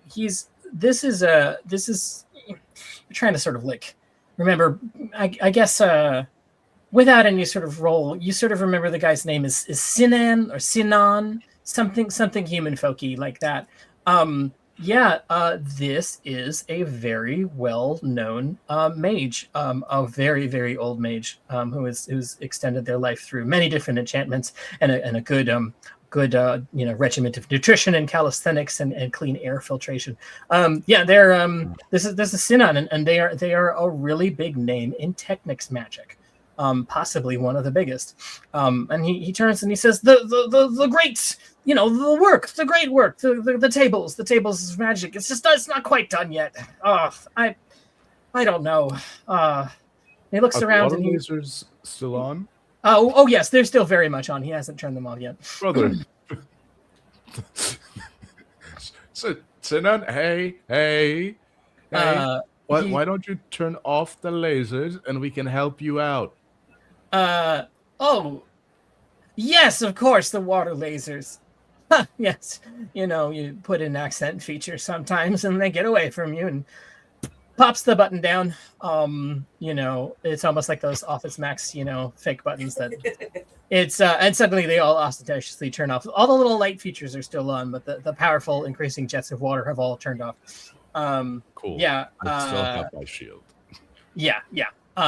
He says, I just don't like being disturbed while I'm working. I wanted to get, I go to the woods to think, and it seemed it had been a long time since I'd taken her out for a spin, so I sort of got the wards out, and, looks around and, it sort of seems disturbed and confused. He says, I'm sorry. Who the hell are you? I am Santh, the healer, and these are my compatriots. Castor Page, muscle for hire, fan of Earth things. Yeah, let's see which one of those two statements went out. Oh no. Yeah, he said, Earth things, yes, you understand. And he hears, healers, and he reaches with his one hand for the button, like shooting the water lasers again. His hand is sort of lurching down towards it, but you have in the moment possibly a couple of seconds to maybe react to it. I'd like to grapple. Can I grapple him? I don't want to harm him, but I'd like to roll combat to restrain him. Okay. Yeah, you can grapple him. Absolutely. Great. I'm going to roll a d12. I got a 4. Yeah. He technically is rolling against me, but I don't know if he's going to beat that. Hey, he rolled a 2. Can I, since I'm the one who's basically flopping around like a cartoon character because I can't get balance, it's so slippery, can I, in frustration, throw the little crystal character at him? Oh, yeah, will totally. you just stop that? Yeah, just flick it. So are you hucking at it just to sort of like disarm him or stop it already? Yeah, so you fling it at him. I guess roll a move with that one. The crystal as it's flying through the air says, "Sorry, boss." I got a 6. Yeah, no, it sort of it clocks him like right between the eyes. Not hard, but like, enough that he is stunned, not mechanically stunned in the sense that he needs revival. But he is just like, what is going on? And then a rabbit grapples to him because he failed that roll. So suddenly a rabbit tackles him after a crystal apologizes while whacking it in the face. I'm gonna rock up and I'm just gonna say, "You're going a little bit stir crazy. You need to calm down. We've been sent to make sure that you take a nap and that you have a rest. You've gotten it. You've gotten 2 in your head. You can't do the work if you're 2 in your head. You need to relax a little bit. And this house has been sprinting through the forest. You need to stop and touch grass, literally." He says, sprinting through the forest, that can't be right. He says, we're in Brocadia. What? He looks outside the portal and sees the brightening forest around him as they get out of the deepest parts of Boss and says, "Oh dear. Oh. How do we stop the house?" He looks at you a little lost and looks back at the controls and it's like,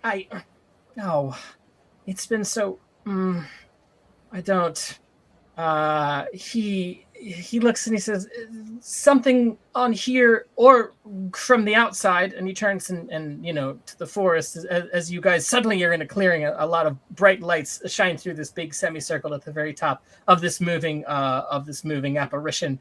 And down below, it's not hard to see a whole bunch of people in armor are gathering. Some of them look like they've got crossbows, harpoons, large ones. They all seem to be laid up. It's like, well, it looks like they're interested in stopping it. No. Okay. If I just do a temporary kill switch, will that give us time to figure this out? He says a kill switch, and he looks at you, and he is doing a little bit of you can't quite place it. It suddenly feels like something is analyzing you, but in a way that's like very non-obtrusive. It's sort of like it is like asking your person for permission, and then quite in surprise of yourself, like part of you is like, yes, sure. And he casts a little spell and knows instantly what you mean, and he says, Yes, yes, by all means, please. What a whip smart little bit of Technics magic that is that you just did. That's wonderful. That'll buy you a little bit of time. I'm gonna look to the others and I say, I've been impaled with a knife, and I've been running myself ragged. I'm going to be pretty spent once I do this, so we need to figure this out. And I'm running on 5 grit. I'm gonna spend 3 to cast Excellent. death on the. I'm just gonna try kill switch the house so that it stops or slows down enough. Yeah, so we can figure out a more permanent solution. He points to a little tiny part of the controller that he was so confused about moments before, like a little tiny piece of it, and he says he points to it like like that's where you need to point that little, as he called it, whip smart little piece of Technics magic that you cooked up. Yeah. I'll do that, and I'll just kind of like freeze it, and I'll push it a little bit more, and it's kind of like a block of ice now, so that I've literally frozen the mechanism. Yeah. But that ice is already like the petals in Beauty and the Beast, like drop of water by drop of water is starting to melt. Yeah, it sounds like there's some screeching down below. It sounds like the gearbox on the second floor is unhappy about this. The security system's really unhappy about it. Yeah, the house is sort of like shaking and lurching, and for the first time, you're sort of starting to feel the rumble of the movement. The house is starting to visibly slow down. You can tell by the road ahead. The light of the trees is starting to get a little bit slower in its bloom as you get out into the open fields of Turney. The house is now a house divided, and it's struggling to move forward and fighting and confused. But yeah, for the moment, it's not running at a breakneck pace towards a bunch of people with crossbows. Did we retcon flashback question above the Absolutely. table? Did we talk with the driver who offered us money to stop the house at all about what she sort of envisioned when it stopped? Was it like a stop the house and therefore blank, or then I will blank? It was just like stop the house, period. Because I don't remember us talking about that in character, but just throwing it out there. Maybe we asked between scenes. Maybe I forgot a little thing. We can sort of retcon back to that decisive moment in the half hour of driving there with awkward small talk, chasing a Baba Yaga style, it turns out, house. What was Castor asking her specifically? Because she seemed very vague on details deliberately. What happens when we stop it, I guess, maybe? Like a safety question? Yeah, she said, well, as long as you can get it to fully halt, it should take care of the rest itself. Oh, okay. All right. Well, is the guy relaxed or is he fighting me? The old man. He's not. He's in the arms of a rabbit, which, armor or no, that's a pretty soft place to be. He seems really more confused than anything. You notice there's there's a bruise on his shoulder. It seems like he might have taken a tumble. He's not in amazing shape. And clearly has been left by himself for too long. He's not fighting you. He's not limp, I guess I should say. I guess I'm trying to orderly him toward the actual healer, since I realize 100%. I am not a nurse. But I do have my cool Ghost Rider chains, so I will also try to tie him up, but only if seems like a danger. If not, I'm just kind of holding him gently. At Sam's. I think he looks at the chains and sort of is just like, lurches a bit looking at them, but it's sort of like, his body language to your keen rabbit needle senses are saying like, he's gonna be good. He's gonna play along. Yes, like, do you sort of rabbit march him over to the skeleton? And I'm like, now is my time to shine. Don't be afraid. We're just tying you up so that we can heal you. He says, I don't. He's like, well, I'm not opposed to the tying up part necessarily, but I'm. What is this healing? I've got a little bruise. I'm fine. I don't see what the problem is here. What's with this idea? One little bruise can turn into a big bruise, and then your head could cave in, and then it'd just be a whole thing. And if I'm not here to help, who knows what horrible things can happen? He's looks you up and down. He's like, I haven't met too many skeletons. You're an interesting fellow, aren't you? He's like, all right, nurse, fix my little boo-boo. He says almost condescendingly. Righty. So I will use. I just came up with some very strange words. And so I'm kind of the way he's being condescending. I'm like, you know what? I was gonna do a nice healing spell, but now I'm gonna do a gross healing spell on Fair. that little bruise. So I found a little fun word, kind of ectoplasmic. So I want it to be like an ectoplasmic veil. So like this crazy goo that just goes over his entire head, and it's what was that example?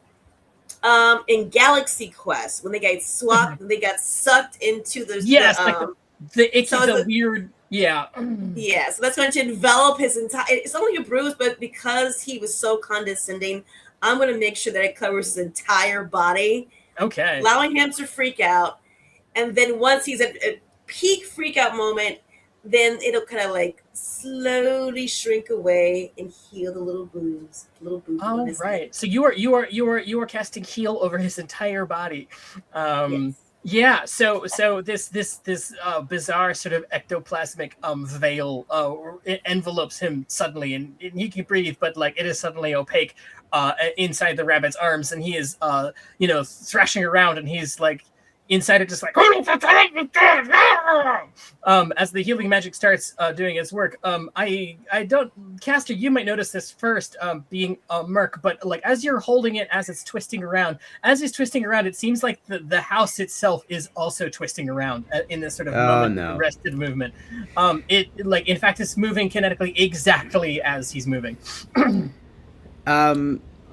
Oh man, I really want him to calm down, but now he's covered in goo. So am I? I'm also probably covered in goo.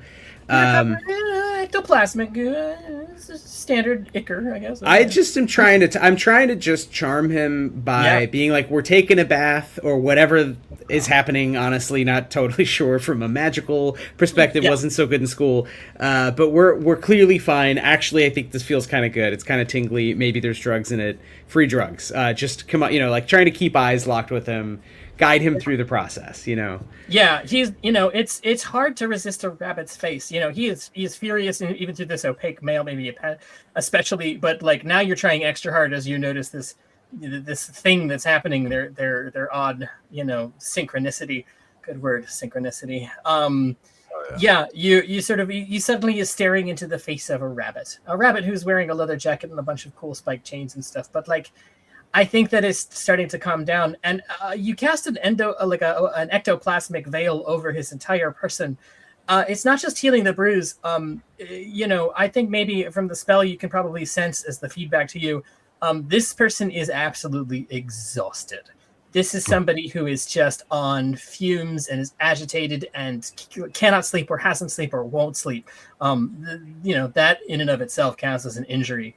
And I think a little bit this veil is starting to, in some small way, it's healing the little bumps and bruises, but it's also starting to maybe soothe that fatigue just a little bit.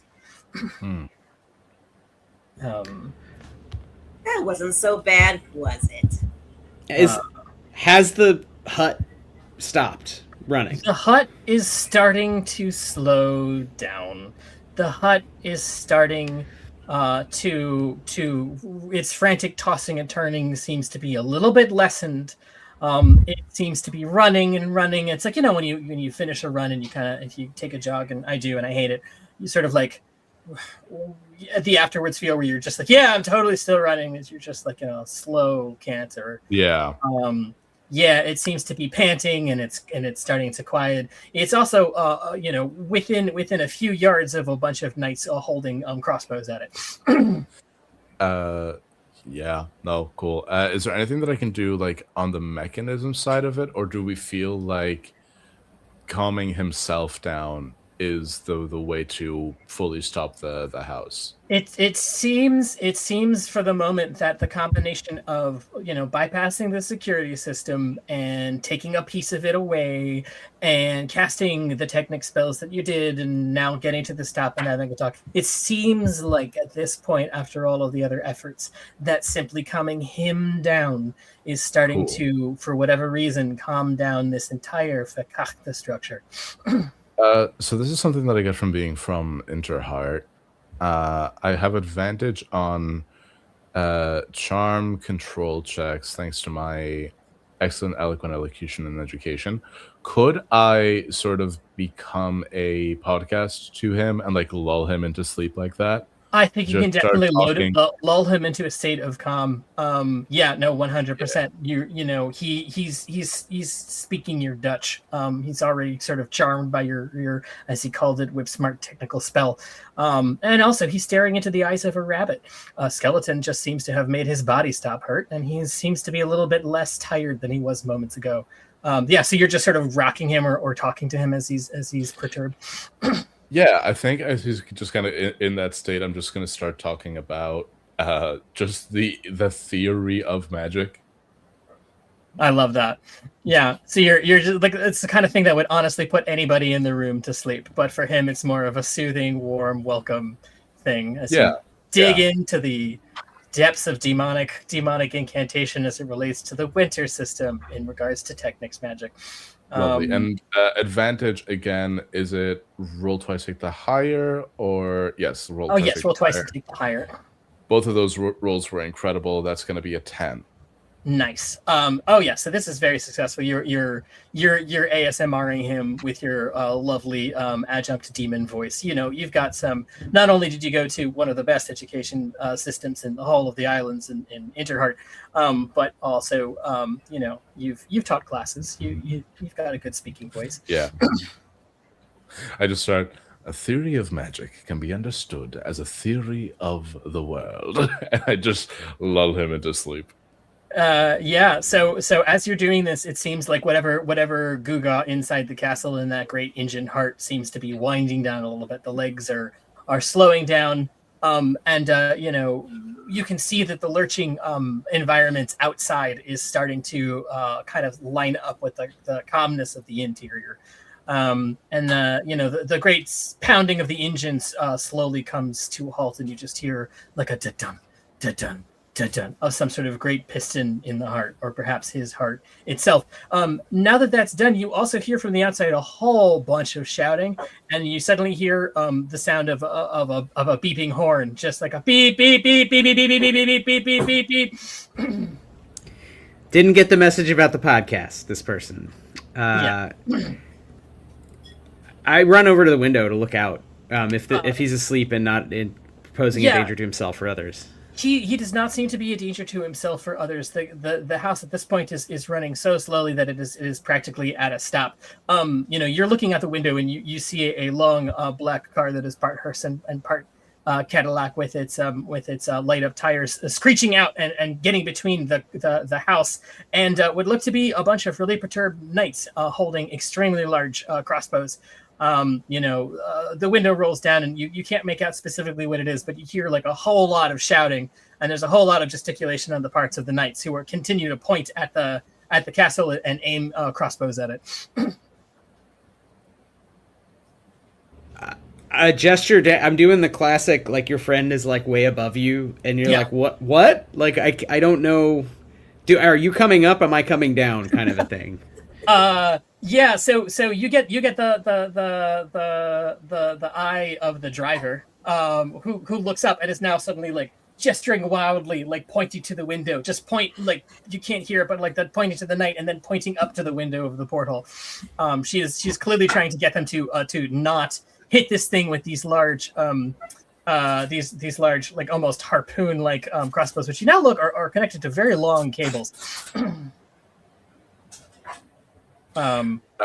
She's gesturing. She's trying to like, she's maybe like gesturing for you to come down. I'll hand you my shield so you can use it as a sledge. Okay. Are we sledding down? Are we all going down? How would that work? That's interesting. I don't know. Yeah, I like it. Is the portal like open? Can we go through the portal? Does it work as a window? So it's like go to the top. It is a window. It is a window made of glass. However, there seem to be, it's divided up into like little wedges. It's a half circle. And some of those wedges seem to have a little hatch like openings of windows on them. You know, the window itself is not magic-y transferably through, but there to be some openings in it. There's also a couple of portholes leading into the outside along some of the sides of the walls that aren't covered with the most amazing book collection you have ever seen.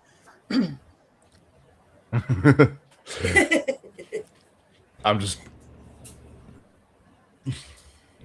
taking a couple. Are they going to shoot us if we open the windows? It doesn't look like they're going to shoot a person. It looks like they're trying to stop from your position and experience with this sort of crazy thing.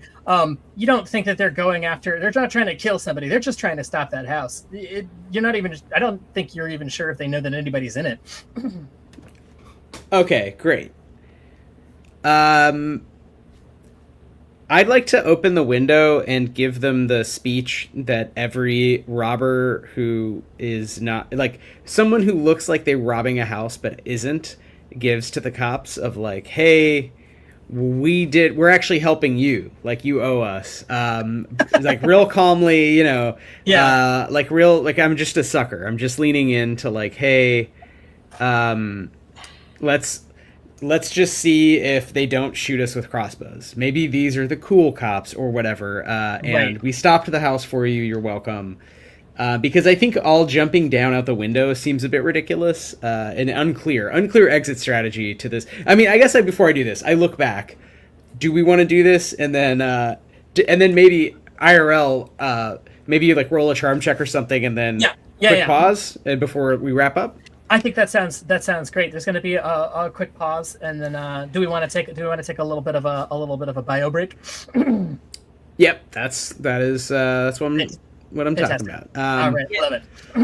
Okay, do we want to just do that now and come back, leave it on a cliffhanger so people have to return in like 2 minutes or something? My goodness, yes. They simply must. Oh, they simply simply must. Awesome. Well, Tune in. Same bad time, same bad channel. Well then, okay. Well then, we'll just reconvene. Like, let's say 8:15, whatever time. Translate that across time zones, but the 15 of the times. I love it. Okay. Stick around. We will be back to find out if we'll get shot up by crossbows. Real quick. Thanks, everybody. BRB.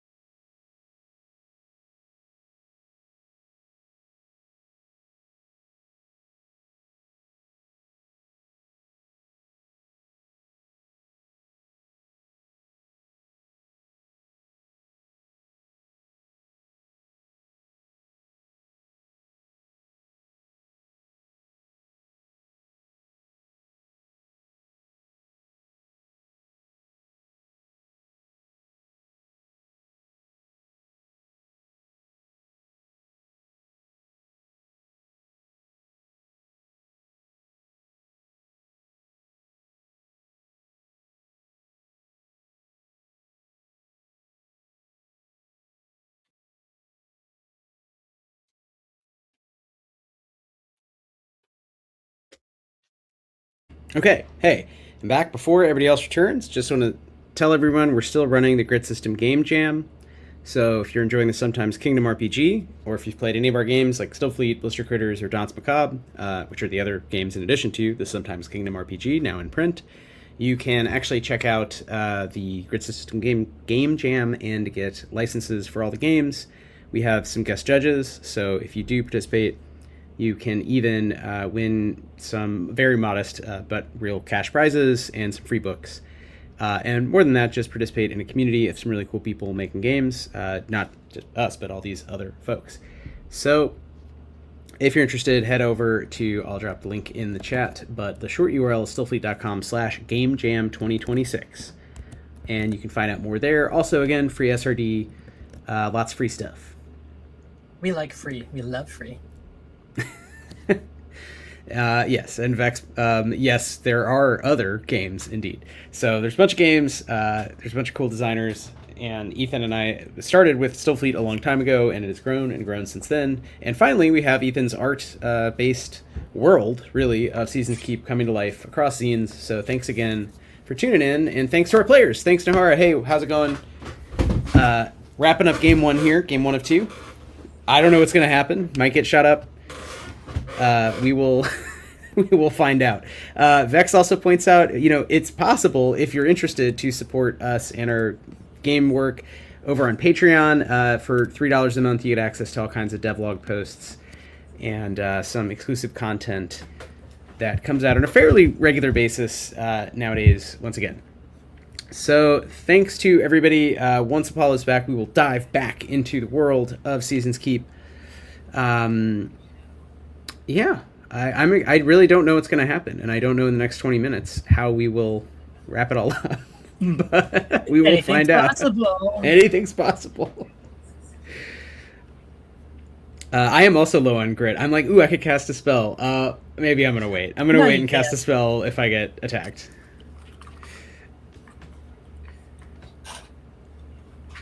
Hey, what's up? I've returned. I'm so sorry. I drank a full monster and like a liter of water on top of that, and I was like, I'm going to die. Oh my gosh. Yeah, I have like 3 water vessels over here. So. Yeah. What time is it where you are? 1:15 in the morning. You're doing God's work. I don't know which of the gods, or all of them, but all of the gods. You're doing all of the gods. Godspeed, sir.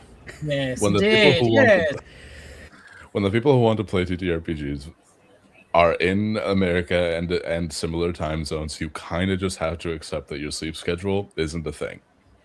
Sleep schedule. Well, I will say there's a possibility we will visit Ireland this year for the first time. So in that case, perhaps we can reverse it, play some games over in y'all's time zone. Until then, Ethan, I think we're all still in the Bob and Yagen, looking out the window.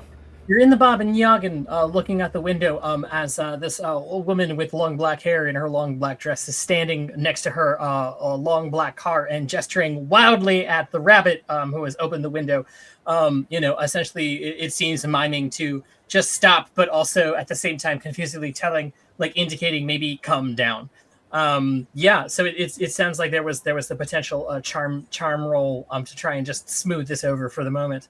At least buying you enough time to jump cut downstairs. I think she doesn't seem. She hired us, but if there are a bunch of knights with crossbows, I want to make sure that we can just in an orderly fashion proceed down and out somehow through the chicken's sewage system or whatever, and we don't get shot. So if that's. My goal was to give a simple speech with my hands in the air, and then if everyone is like, okay, come down, then we go down with the old man, and the hut's not moving, and maybe everyone gets what they want. We get money, everyone's okay. But depending on their response, maybe freak out, do some magic. But I thought first stop, charm check. What do you, if everyone agrees? I think that's fantastic.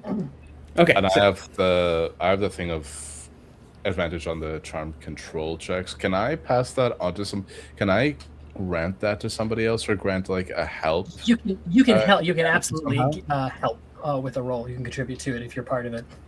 Yeah. We could also I'll try with the +1 from your help, and then if I fail miserably, maybe you can save us. Cool. So we have plans here. We have levels. It's lasagna that we're baking. Okay. A delicious plan lasagna. Plan lasagna. All right, I'm rolling a d8. I got a 7 +1 is an 8. That's that's gonna I'm gonna roll it just well, it's a good thing that you did that because that was good, excellent, fantastic. So you gesture with looks and gestures. You're sort of like you're explaining them, and it helps that a rabbit in armor is doing all of this. I think it's especially in Springside, well, a lot of talking animals mostly congregate in Copia, the autumn island. There are certainly plenty of them in spring. And something about this all first seems disarming and then charming. And then, you know, one of the knights sort of scratching and is sort of like pointing to the lapel, which is sort of just a gesture of like, wait, are you in the questing network? Yeah, I'm yelling down and pointing like, yes, we're official. We're official. Yeah, we're licensed. Yeah. Okay.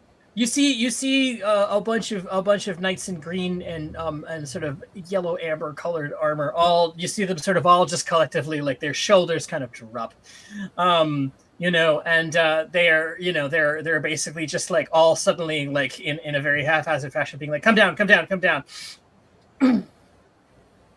Okay, great. We're gonna come down. We'll come down. You come down here from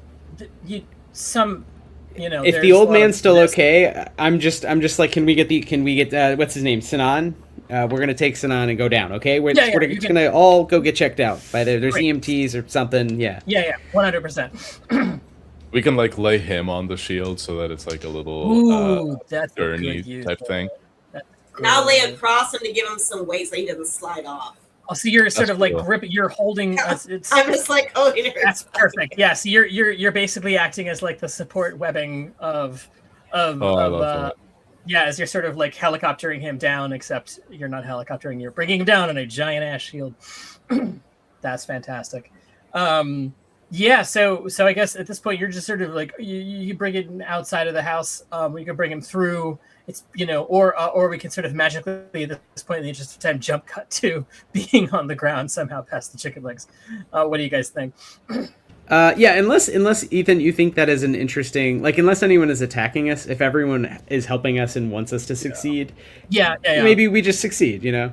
Yeah, I think it's sort of like, it turns out like, I think like, you know, over the next 10 incredibly awkward minutes or so, you know, you sort of switch back into questing network mode where you're bringing an injured party out of this mysterious structure and down. And, you know, they've got these crossbows, but they sort of reattach them instead of spears, some kind of bolas, and they sort of maybe launch salvos of these cables up to it and are able to help you in a very awkward fashion bring this injured party down out of the structure onto the ground.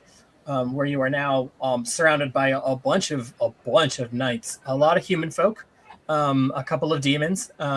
There seems to be one very fresh-faced young giant, about 8 or 9 feet tall, in the back, and they're all wearing green and amber, yellowish armor. You're right at the edge of a land called the Turney Fields, the region of Turney. This is a lot of open fens and open fields.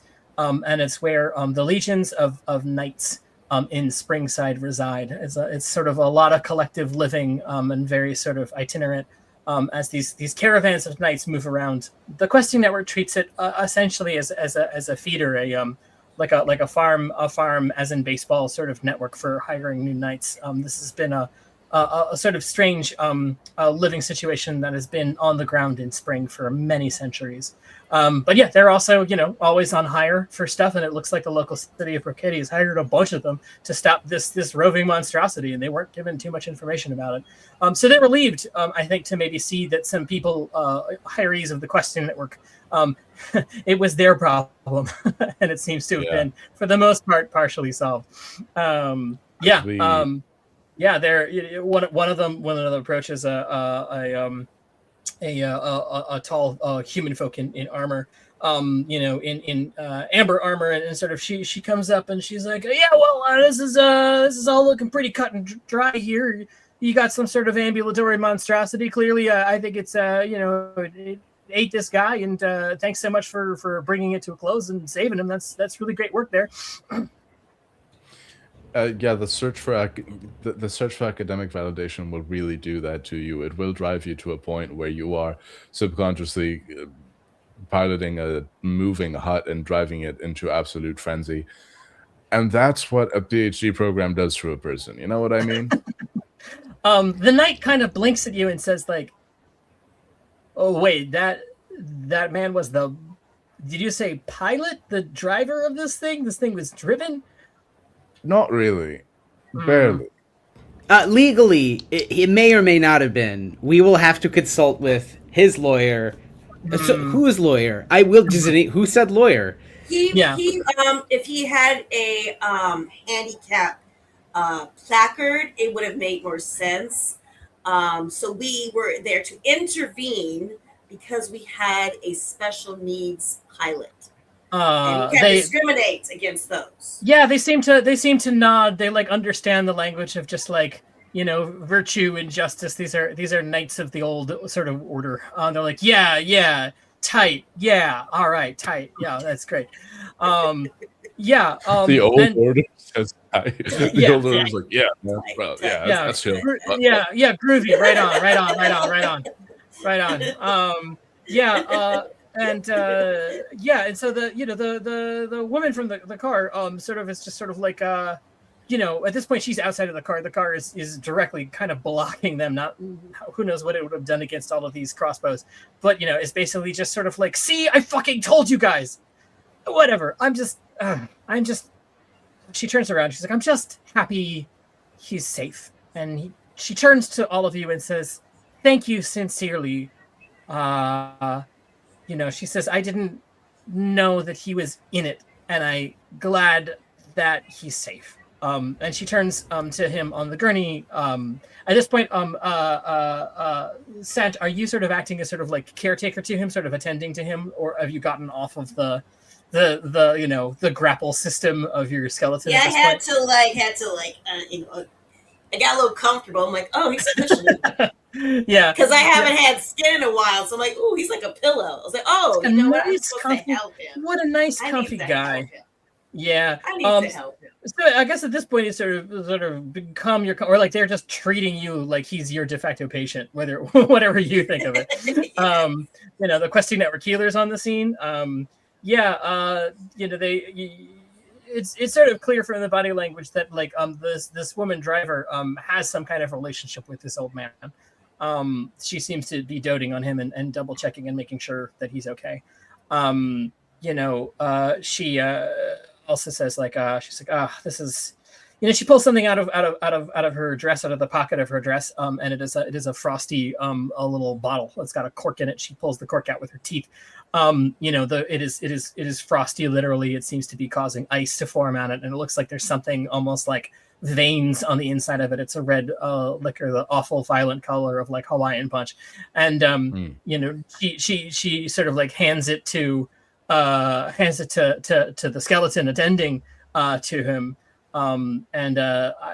You, I think, instantly know what this stuff is. This is a drug called Liquid Winter that automatically restores grit to anyone who uses the Winter School of Magic. It is definitely not legal, definitely not in spring, and it is very, very effective. So she hands it to you. You could do what you want with it. She says, if it comes in handy. I was like, I'm just going to test this real quick and stick a little part of my little bony finger in. Yeah. It'll do. It's mid. It's pretty good. It's it's not going to fuck somebody up, but it's it does. You feel a little bit more of a pep in your bony step after it. So do you take the bottle and sort of pocket it or give it to the guy? Oh yeah, I pocket it. Yeah. So she just assumes that you do what you want with it. She sort of turns to the knights and says, "It's like we can kind of take it from here. This is he's going to take a long, nice rest, and then we're going to get this contraption." She points to the house, out of your guys' hair for good. It's high time that we put it back where it belongs. He's just been getting older, and I kept trying to take the keys away from him, but I think maybe this is a sign that when he wakes up, he'll finally believe me. Maybe this is time. It's, she says it's hard, when loved ones get older. It can be really complicated. Yeah, we've all been there. We've all seen how our loved ones just won't leave the warren and stop eating juicy centipedes and other little small fry that you bring in, and they just curl up, and their poops, which we all inspect every day, just become more dry and more dry. And I just keep going on, and then subtly try to work in the conversation that I'm not a rabbit, I'm a hare, and there's a difference. There's a legal distinction between And biology, yeah, but it's like I don't really dwell in the biology. I'm just like, but like it's not politically correct. Like I'm a hare. It's so yeah. This is I've lost the plot. If someone else wants to, but I think I'm trying to like comfort her. She seems a little upset. Yeah. So yeah, I feel that. Listen, anybody wants to hear soothing words from a lagomorph, regardless of whether they're a hare or a rabbit. So she's finding it soothing. She's buying what you're selling, and she's like, oh right, of course. Payment. 1 second. Let me go. She walks over to her car and opens up the glove compartment and pulls out a black leather satchel.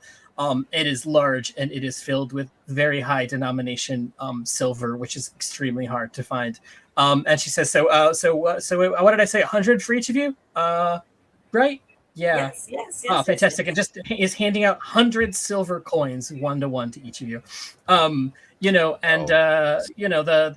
knights are sort of like, well, if it's going to take a little while for this guy to wake back up again, we're all here. We're all, it's a nice day. It's almost sunset. We could have a little bit of a how do you do? What do you say? We start a bonfire, maybe just like chill out.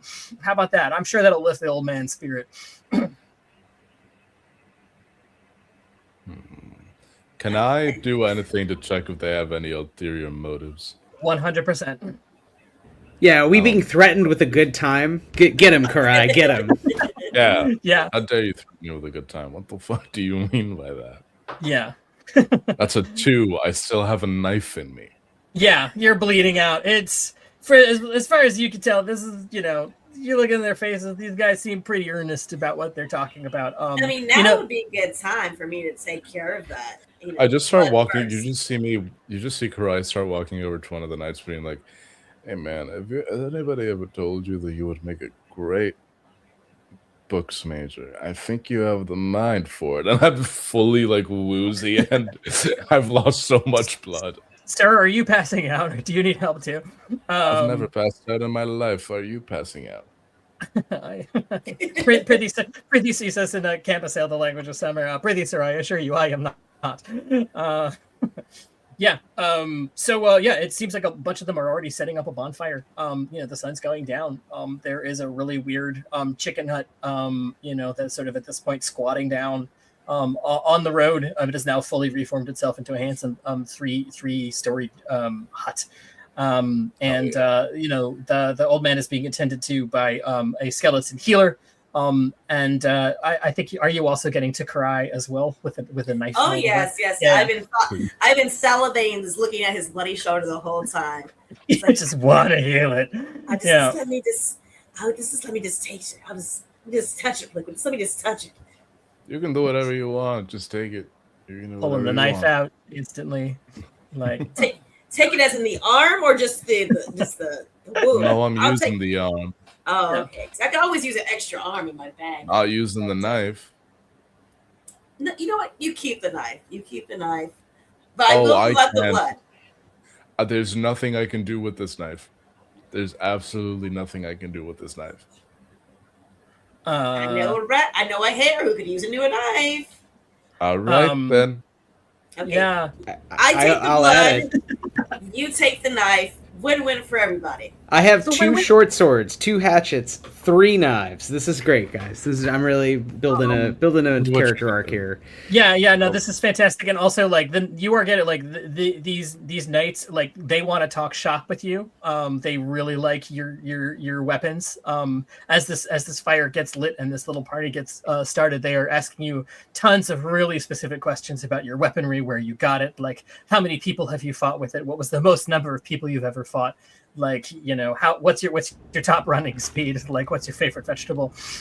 Earth tomb full of crap that dropped into our world, 0 favorite vegetable, all of them, and the sword, the one on the left is named Heart and the one on the right is named Breaker. That's as far as I got. Next questions. They're like right on. So when you said vegetables, all of them, this bonfire is started. They've brought out a ton of like springside vegetables. They're humongous. They're like immense mushrooms, big zucchini, which have been treated with like a wet, hot, spicy sauce, which is the local speciality. Meat is being passed around, beer is being passed around. a little tent has been set up for injured parties to the right for as Karai and Saren are sort of ensconced with their skeleton in quotes caretaker, who seems really interested in taking their limbs, really just like trying to maybe convince them. In this sort of like you can sort of I guess quickly spell out. Is there anything that you guys do in this? It's not quite. This would be a short rest, leading towards a long rest. But is there anything that you all do in this brief moment of downtime? I'm testing to see if the mushroom is a healing mushroom or if it's just for food, or is it a magic mushroom? Well, all mushrooms are magic, but more specifically to your question, no, this is a really nice culinary mushroom. It's can you? I've never asked this. As a skeleton, can you taste food? Sometimes skeletons like to eat just for the habit of it. It's more of a chewing, and I have a remembrance of food, but I'm never quite satisfied. It's never quite satisfying. You've got the texture of a really big, nice, dense mushroom covered in some kind of sticky sauce. It seems like they've sort of started essentially like a barbacoa going of vegetables and game. Caster, is there anything that you're doing aside from regaling them with very quick needle facts about various weapons? I think I've just because I'm actually very homesick about Copia. I'm just talking about my partner who I've not seen in a long time because I had to go out gig adventuring to make money for food because we can't both go foraging because they have a disability. They're not as good at foraging. So that's why I signed up, and I'm now like a continent away, like fighting monsters. So I'm like pretending to be having a great time, but I'm actually very sad and homesick. But my mouth is so full that I think it would all be in subtitles, like anime style, and all you would hear audibly is like, and like horrible hare honking. Yeah, and they're sort of nodding along. I think they get the gist of it, and like one puts an armored, or I guess at this point taking it off a leather clad, hand on one shoulder when you start, honking about your partner, like they understand yearning and longing very much so in spring. It's one of the defining features of their romantic and social life in their sort of their stories and their literature. It's just a lot, just so much yearning. Nice. Yearning. Yeah. Never. Yearning and yearning and journeying. I like one do. And as the sun sets, it's quite a thing. You're all able to have a short rest and a bit of a revival. And out of the tent after a few hours comes I guess about 2-ish. Saren sort of like squinty-eyed, sort of like comes out still wearing the fuchsia. Seems somehow younger, like a decade or so has been taken off of their life. And the woman in black sort of runs over to him and says, are you gonna do it? Like, we're gonna put it down, right? We're just gonna park it. I'm gonna take those keys, right, great grandpa. And he's like, oh, all right, let's yes, it's fine. It's time. I really needed to think. It's not done yet. The masterwork. And he starts getting sort of riled up again. And she's like, okay. Keeps talking about the great work. It's not quite done yet. So it seems like all of that's hunky dory. There is a sound coming from the woods. It's the sound of hoofbeats, of horse beats, and like a loud galloping happens. Inside your pack, Sant, is a little apparently non-sentient pink crystal is starting to wink, and it says oh crap, the fuzz are here. As a bunch of horses come out of the woods off of Turney. All of them seem to be draped in the city regalia of Brocadia, which is known for its handsome stitch work and its beautiful leather work and all sorts of tooling. And so these horses are innately, and I guess I should mention for you, Karai, very, very tastefully dressed down. As a bunch of human folk and a couple of other beings sort of show up in the official regalia of the city, and they sort of start looking around and being like, so is this are we all set here? Is this all done? Is this all finished? Hello, welcome. welcome. We apologize we do not have enough to feed all of you. This is almost done. We will need the knife. Our friend here, who is the holder of the lease on this hut, needs to recuperate a little bit longer before he is able to get out of everybody's hair, as it were. We are here. We also have injured that we are tending to that it would not be safe to transport yet. Case in point, and I point on my shoulder wound that's like bandaged up. Yeah. If you will allow us just to stay for the night, we need not cause any fuss. We will not cause any trouble. A human folk man dismounts from his horse in sort of like a step, and walks over and looks you over, and I think sort of susses out. He's like, "Oh yes, I remember you from the mustering party we hired this morning. I think yes, yes. Well, you've done you and your party. I mean, really just above and beyond. That." After that house collaborated everybody, I'm really sort of impressed that you kept it going.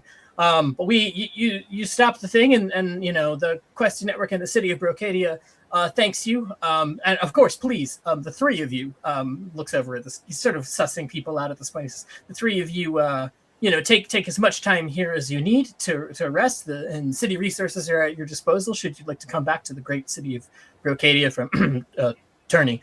But as to the rest of it, I think we'll take it from here. Thank you. And you see a couple of the other people dismount from their horses, and they start to walk over to the old man in his fuchsia coat, and they summarily start gripping him by both shoulders, and they start kind of marching him off. And a couple of them are now taking magic books over, and they're starting to look over at the hut where it sits, and they're starting to dispute with each other about various methods for moving it. And they say, all right, well, let's take it back. We'll take this thing back to the city. I think this is all cut and dry. Thanks so much. Okay, is this actually cut and dry? Is this standard procedure, or are they swooping in? They are most definitely swooping in. Cool. It's this is not technically also their territory. This is a real edge case. This area of Boss and Turney and the city of Brocadia where they all meet is technically part of Brocadia County, but also it's part of the region of Turney, and also the Fae kind of lay claim to it. And so it's like they're sort of doing this. It's I come from a nation of basically lawyers. Yeah. And I'm just gonna lay it on thick, and I'm just gonna say, Oh, this is your jurisdiction. Oh, that's perfect. Because we were actually wondering whose jurisdiction this would fall under, because this is highly disputed border territories, and it is actually so handy that you are here, because if not, we were going to have to get into a whole situation of debacle. We would have to talk to the Archfang. We would have had to speak to the Lords of Turney, and I mean Summerside's right around the corner, and the Fair's the Salen's line, and honestly, it's so convenient that you're here right now, and clearly you've done all this by the book, right? I mean, I wouldn't want you to be in any trouble. Can I see your papers? He looks you up and down, and he says, don't you worry, you'll still get paid as a member of the Questing Network for this. Don't you worry one bit. No, that's not what I'm worried about. No, don't worry about me, please. I do it for the love of the game. I do it for the love of exploration and the arcane. I just want to make sure that legally this is all above board. He says, he sort of he sort of like looks you up and down, and I think maybe it assesses that you're a member of the region of Inferno, or at least in addition to the Questing Network, there's some other maybe political things in play, and so he goes like, and he's like, I don't have to do this, but I'm doing this just for the benefit of all parties involved. And they bring over big, vast sheets, reams of sort of like parchment and paper, and folded up this and that. And, he says, like, the main inciting incident for this quest, which you yourself were on, happened, right to the west of here, right at the outskirts of the city, west of Boss, west of this area, and very decidedly, upon city grounds as determined by the Commons Orchard Act of 1450. So you know, I appreciate you wanting to dot every I and cross every umlaut, but you know, we'll take it from here. Given that he you know, nearly crushed to death over a dozen knights of the city guard, plus yourself, I should say. This is really this is all of our business. We've been actually trying to bring this in for quite, and he sort of cuts himself off and says, "We'll take it from here. But thank you again for your time and your energy. And we all want the Question Network to continue succeeding." And really, you know, condescendingly pats you on your shoulder and sort of walks away like the conversation is over. Yeah. Cool. Quick question.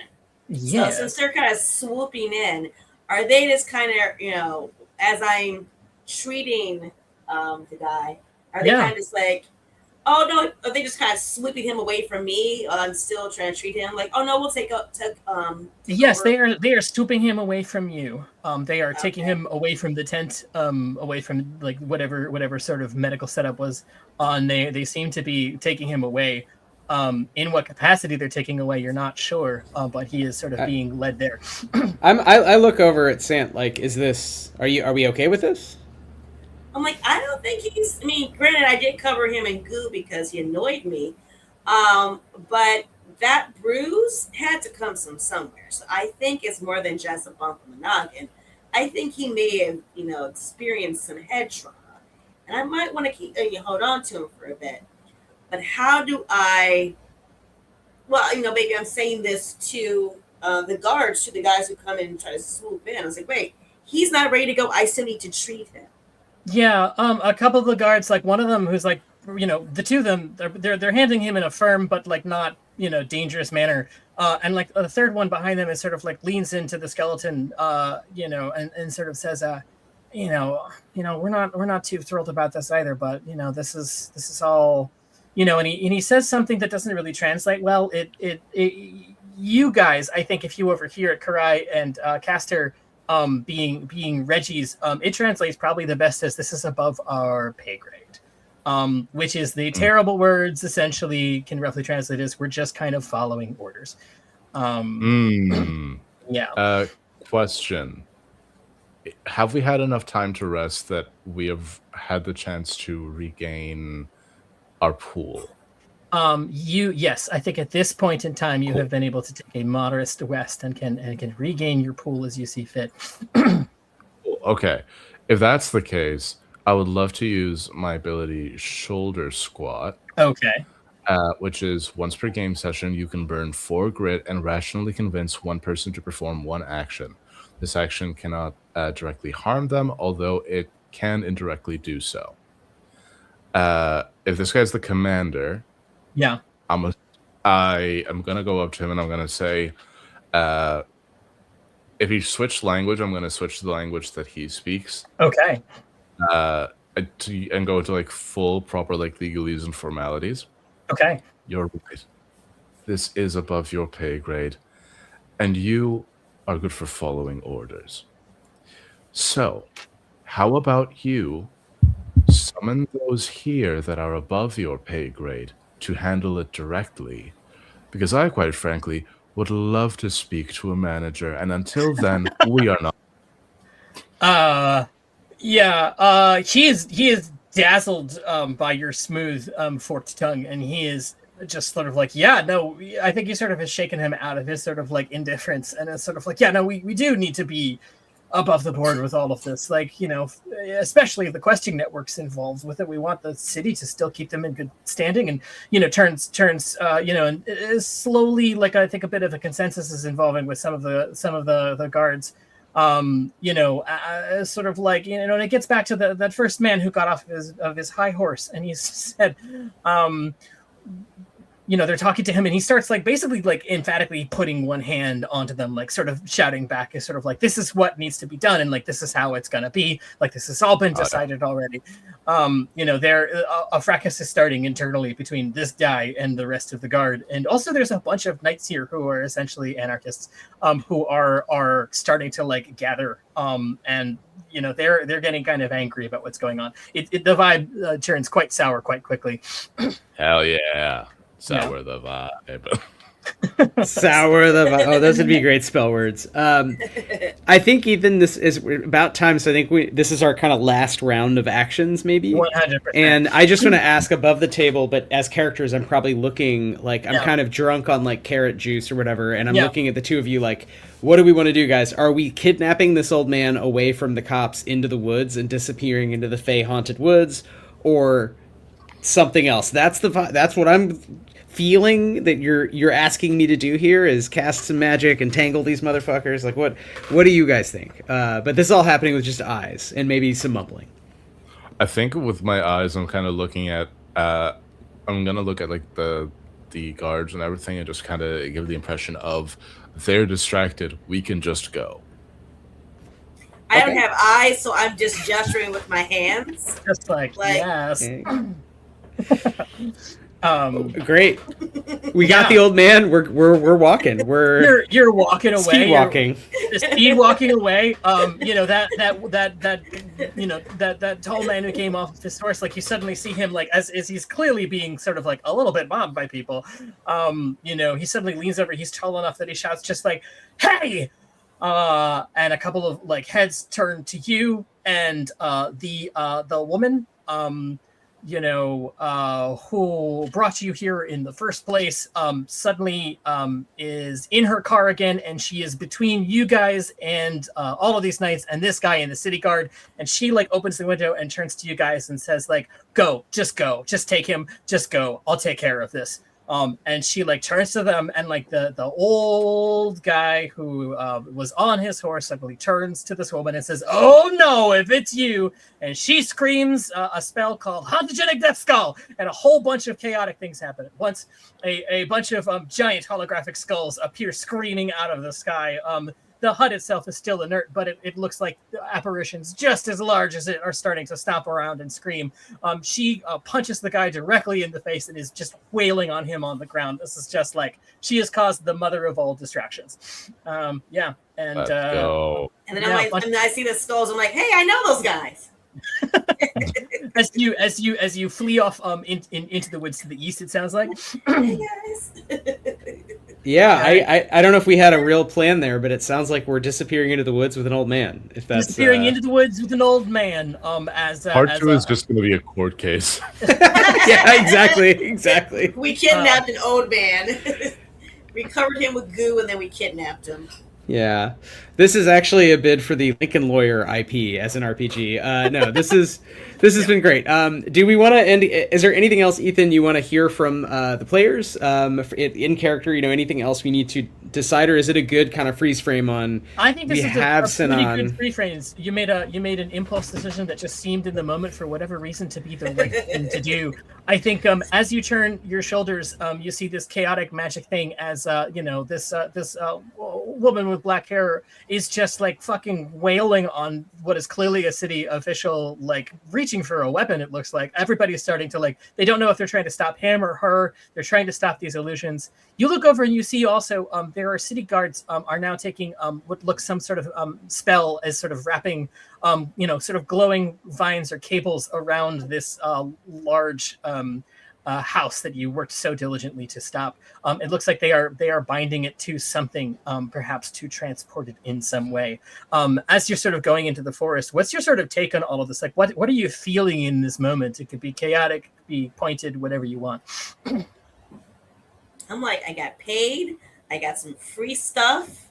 Well, so I liberated some stuff. Liberated. Yeah. And I got to heal some wounds. I'm feeling great. Just another great day. I think Arai's feeling pure rage as they like look over their shoulder and they see like the vines and they're gonna start transporting the house, and it's just like the teeth gnawing of, if I don't get to know how the big house moves in secret, you don't get to know either. And how about Caster Page? Caster is just has realized he didn't use his short swords at all, and he went to the trouble of naming them, and that probably was like the most interesting thing he did last month while on the boat over from Copia. So he just hoists two swords in the air in the night, glinting off, which probably isn't great for disguise, but just yells, "Heartbreaker!" And that's, I think that That's it. That's Yeah. all the and only thought in his little head. in the distances, you see a bunch of knights in green and amber armor. Like, they can't quite hear what you said, but they're raising their short swords and little knives in it. They're like sort of, putting one hand up with their knives, and they're just shouting back like honk, honk, honk. That's great. Well, on that note, I think we are out of time. So I want to give the last word to our special guest. But Ethan, thank you for GMing. This has been the Sometimes Kingdom RPG, now finally available in print. It's a series of zines coming out. This is the first one. It's got the rules in it. The others will be, I think, a little shorter and about the different islands and regular Earth, and who knows what else. Maybe just some of Ethan's art we talked about. So we'll see what happens. Yeah, I'd also say that all of the zines that are going to be coming out in this arc are going to have in their back a wonderful quest, and each quest is going to be connected to each other to a really great campaign. So if you follow along with the zine series, you're going to wind up with a really great playable campaign at the end too. Absolutely. And this adventure is separate and different, and if you like it, maybe we can convince Ethan to write it up as well, but everything is going to be special and different and interesting, so we're not spoiling anything. It's a weird wide world. Ethan has a ton of ideas. So with that, special guests, do y'all want to just do any quick shout outs to the stuff you're working on, anything you want to let us know, pluggables? Otherwise, we'll be back next week with more action. Like I said, just find me on the socials, Nihara Nichelle on pretty much everything except for X. Don't do that one, but everything else you can find me. And yeah. Respectable. Hello, I didn't see you there. My name is Apollo. You can find me on the internet at PaulNerdApollo. I do voice acting. I do TTRPGs. You can find me on Saturdays at 7 p.m. Irish time, streaming a D&D 5e campaign over on my channel, Mix and Mimics. Many more things to come from there in the future. And otherwise, I'm just sort of online being a little guy. Thank you so much for having me, and it's been an absolute pleasure tonight. Thanks so much. 3 cheers for the little guys. And you can also follow us along at Stillfleet on all socials as well. Yeah. All right. Well, with that, we will see you next week. Thanks so much, Nihara, Apollo, and GM Ethan Gouldini, creator of Sometimes Kingdom. We'll be back after the World Cup next Sunday. It'll be late in Ireland. It'll be 6 o'clock here on the East Coast. Bye-bye. Bye. Live long and prosper.